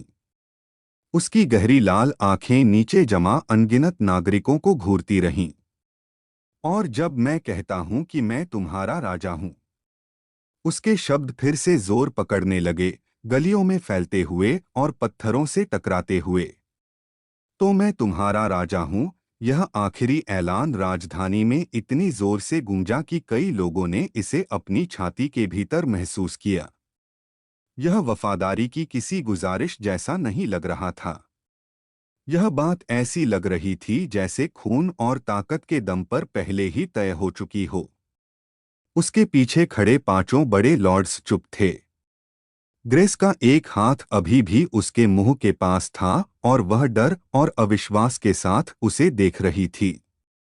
सोफिया चुपचाप खड़ी थी, उसकी नजरें रेजियल की पीठ पर टिकी थीं। उसने पहले भी शासकों को भाषण देते सुना था। उसने कई लॉर्ड्स या रईसों को फाराजा, विरासत, दैवीय अधिकार और अपने कुलीन खून के बारे में बात करते सुना था। लेकिन यह कुछ अलग था। रेजियल इन सब चीजों को नकार रहा था। वह अपने परिवार की वजह से सिंहासन का दावा नहीं कर रहा था। वह इसलिए भी दावा नहीं कर रहा था कि चर्च ने उसे स्वीकार कर लिया था। वह इसलिए दावा कर रहा था क्योंकि उसे यकीन था कि उसके कामों ने उसे यह अधिकार दिलाया है। काफी देर तक रेजियल कुछ नहीं बोला। ताज पर उसकी पकड़ इतनी मजबूत हो गई कि उसकी उंगलियां धातु को मोड़ने के लिए तैयार लग रही थीं। उस सन्नाटे में उसे वे सब बातें याद आईं जिनकी उम्मीद उसके पीछे खड़े लोगों को थी। शायद वेदी के सामने घुटने टेकना, आशीर्वाद लेना, पुजारी को अपने सिर पर ताज रखने देना, किसी देवता के सामने झुकना ताकि लोग मान सकें कि उसके शासन को मंजूरी मिल गई है। उसे आर्कबिशप और ग्रेस की बातें याद आईं और जिस तरह परंपरा को एक जंजीर की तरह उसके सामने रखा गया था। उसके चेहरे के भाव और भी कठोर हो गए। कोई पुजारी मेरे शासन को आशीर्वाद नहीं देगा, उसने कहा। ये शब्द स्थिर, साफ और अंतिम थे। भीड़ में कहीं कुछ गहरे धार्मिक नागरिकों ने हैरानी से आह भरी। कोई मंदिर मुझे अधिकार नहीं देगा, उसकी आवाज तीखी हो गई। और कोई देवता मुझे ताज नहीं पहनाएगा। यह कहने के बाद वह रुका और लोगों को ऐसे घूरने लगा जैसे किसी को उसे चुनौती देने की हिम्मत करने के लिए ललकार रहा हो। सन्नाटा लगभग असहनीय हो गया। फिर उसके अंदर का गुस्सा आखिरकार फूट पड़ा। कोई भी देवता मुझे ताज नहीं पहनाएगा, रेजियल चिल्लाया। उसकी आवाज बिजली की कड़क की तरह राजधानी में गूंज उठी। यह सुनने वाले हर व्यक्ति के सीने को चीरती हुई निकल गई, जिससे उन्हें साफ समझ आ गया कि उसका क्या मतलब है। कुछ लोग तो सदमे से ही पीछे हट गए। दूसरों ने अपने मुंह ढक लिए। भीड़ में छिपा एक पुजारी डर के मारे पीला पड़ गया और धीरे धीरे प्रार्थना करने लगा, लेकिन तभी रुका जब उसके बगल में खड़े व्यक्ति ने डर के मारे उसका हाथ पकड़ लिया। ये शब्द ईशनिंदा से भी कहीं बढ़कर थे। ये उस पूरी मान्यता को खुलेआम नकारना था जिसके आधार पर राजा पीढ़ियों से शासन करते आए थे। राजील ऐलान कर रहा था कि उसके राज करने के अधिकार से ऊपर कोई देवता नहीं है। किसी दैवीय शक्ति ने उसे नहीं चुना था और उसे उनकी पसंद की जरूरत भी नहीं थी। पूरी भीड़ एकदम खामोश होकर ऊपर की ओर देख रही थी। राजील ने धीरे धीरे ताज को नीचे किया, जब तक कि वह उसके सामने नहीं आ गया। उसके किनारों से खून टपकता रहा, जो जड़े हुए रत्नों पर से होता हुआ उसकी उंगलियों पर गिर रहा था। यह ताज मैंने अपनी मेहनत से हासिल किया है, उसने फिर कहा, इस बार धीमी आवाज में लेकिन पूरे यकीन के साथ। फिर इससे पहले कि कोई समझ पाता कि वह क्या करने वाला है, उसने दोनों हाथों से ताज उठाया और धीरे से अपने सिर पर रख लिया। खून से सना हुआ धातु का ताज उसके बालों और माथे पर टिक गया। उसकी कनपटी से खून की एक पतली लकीर नीचे बहने लगी। भीड़ एक साथ चौंक गई। उसके पीछे खड़े रईस भी अपना हैरानी भरा चेहरा छिपा नहीं पाए। किसी राजा का खुद अपना राज्याभिषेक करना ऐसी बात थी जो शायद ही कभी सुनी गई हो। परंपरा के अनुसार यह मना था, चर्च ने इसे नामंजूर किया था और इसे भगवान का सीधा अपमान माना जाता था। लेकिन ताज का भगवान के धर्मगुरु के खून से सना होना इस काम को और भी डरावना बना रहा था। भीड़ में मौजूद कई लोगों के लिए यह एक बुरा शगुन था। बहुत बुरा। एक ऐसा संकेत कि यह राज खून खराबे से शुरू होगा और भी ज्यादा खून खराबे पर खत्म होगा। माताओं ने अपने बच्चों को और कसकर गले लगा लिया। पुराने मानने वालों ने अपनी नजरें झुका लीं, जैसे वे सीधे उसकी ओर देखने से डर रहे हों। फिर भी कोई कुछ नहीं बोला। रेजियल के पीछे आर्कबिशप की लाश पड़ी थी, जो अगली बार ऐसा करने की कोशिश करने वाले किसी भी व्यक्ति के लिए एक साफ चेतावनी थी। रेजियल उनके सामने खड़ा था। उसने खुद अपने हाथों से ताज पहना था। सोने का ताज उसके सिर पर था, जो लाल रंग से सना हुआ था, और उसके चेहरे पर खून की छोटी छोटी बूंदें अभी भी गिर रही थीं। वह किसी ऐसे शासक जैसा नहीं लग रहा था जिसे शांतिपूर्ण ढंग से गद्दी मिली हो, बल्कि एक ऐसे विजेता जैसा लग रहा था जिसने राज्य को मौत के मुंह से निकाला हो और अब इसे अपने इनाम के तौर पर अपना रहा हो। यह गद्दी मैंने अपनी मेहनत से हासिल की है, उसने कहा। उसकी आवाज अब धीमी थी, लेकिन उसमें पहले से कहीं ज्यादा खौफ था। और इस पल से इस जमीन पर कानून मैं ही हूं। उसने एक हाथ उठाया और सीधे भीड़ की ओर इशारा किया। हजारों आंखें उसके हाथ की हरकत का पीछा कर रही थीं। मैं तय करूंगा कि इस राज्य पर कैसे राज किया जाएगा। मैं तय करूंगा कि यह राज्य क्या बनेगा। उसकी नजर राजधानी के एक हिस्से से दूसरे हिस्से तक घूमी। इसलिए नहीं कि किसी भगवान ने मुझे चुना है। इसलिए नहीं कि मेरी रगों में कुलीन खून बहता है। उसने अपनी तर्जनी उंगली से अपनी छाती पर जोर से मारा। बल्कि इसलिए क्योंकि मैंने इस राज्य की कीमत इसके दुश्मनों के खून से चुकाई है। भीड़ को देखते हुए उसकी गहरी लाल नजरें तेज और चुभने वाली थीं। उसके पीछे खड़े हर रईस को समझ आ गया था कि ये शब्द सिर्फ आम लोगों के लिए नहीं थे। ये रईसों के लिए भी थे। धर्मगुरुओं के लिए, सेनापतियों के लिए, उन लोगों के लिए जो मानते थे कि पुराना खून, खानदानी नाम या दैवीय अनुमति उनसे ऊपर हो सकती है। और आज आप सबके सामने मैं ताज पहनने की शपथ लूंगा। रेजियल ने अपनी बात जारी रखी। उसकी नजर धीरे धीरे पूरी भीड़ पर घूम रही थी। उसके लहजे में थोड़ा बदलाव आया। गुस्सा तो था, लेकिन उसके नीचे कुछ ज्यादा मजबूत चीज भी दिख रही थी। एक वादा। मैं कसम खाता हूं कि मेरे राज्य में कानून का राज होगा। लोग चुप रहे, लेकिन अब कुछ लोग अलग तरह से सुन रहे थे। हर मर्द और हर औरत कानून के सामने बराबर होंगे। उसकी बातें राजधानी में साफ साफ गूंज उठीं। आम आदमी हो, व्यापारी, सिपाही, पुजारी, रईस या किसी ऊंचे घराने में पैदा हुआ कोई व्यक्ति, इससे कोई फर्क नहीं पड़ेगा। अगर वे कानून तोड़ते हैं तो उन्हें उसी कानून के तहत सजा मिलेगी। न्याय होगा। कई आम लोगों ने अविश्वास के साथ एक दूसरे की ओर देखा। शासकों ने पहले भी ऐसी बातें कही थीं, लेकिन शायद ही कभी इतने जोरदार ढंग से। रईस हमेशा उन सजाओं से बच निकलते थे जो आम परिवारों को बर्बाद कर देती थीं। दौलत से दया खरीदी जाती थी। नाम अपराधों को मिटा देते थे। ओहदे राक्षसों को बचा लेते थे। रेजियल की नजरें थोड़ी देर के लिए अपने पीछे खड़े 5 बड़े रईसों की ओर गईं और फिर वापस भीड़ पर आ गईं। कोई भी इससे ऊपर नहीं होगा, उसने कहा। न सोने की वजह से, न ताकत की वजह से, न जन्म की वजह से। उसकी आवाज फिर से मजबूत हो गई। और किसी भी बच्चे को गरीबी, जन्म या नाम की वजह से भविष्य से वंचित नहीं किया जाएगा। भीड़ में एक अजीब सी हलचल हुई। डर गायब नहीं हुआ। उसके चेहरे पर लगा खून कम डरावना नहीं लग रहा था। मरा हुआ आर्कबिशप अभी भी उसके पीछे पड़ा था, लेकिन अब उस डर के बीच ध्यान देने का एक छोटा सा भाव भी दिखाई दे रहा था। गाइस आज का एपिसोड हम यहीं पे एंड करते हैं। नेक्स्ट एपिसोड के लिए लाइक करो, सब्सक्राइब करो एंड बेल आइकन को ऑल पे स्पेस करो और कमेंट सेक्शन में नेक्स्ट एपिसोड गाइस आप लोग लिखो, जिससे मुझे मोटिवेशन मिलेगा मैं नेक्स्ट एपिसोड लाने के लिए।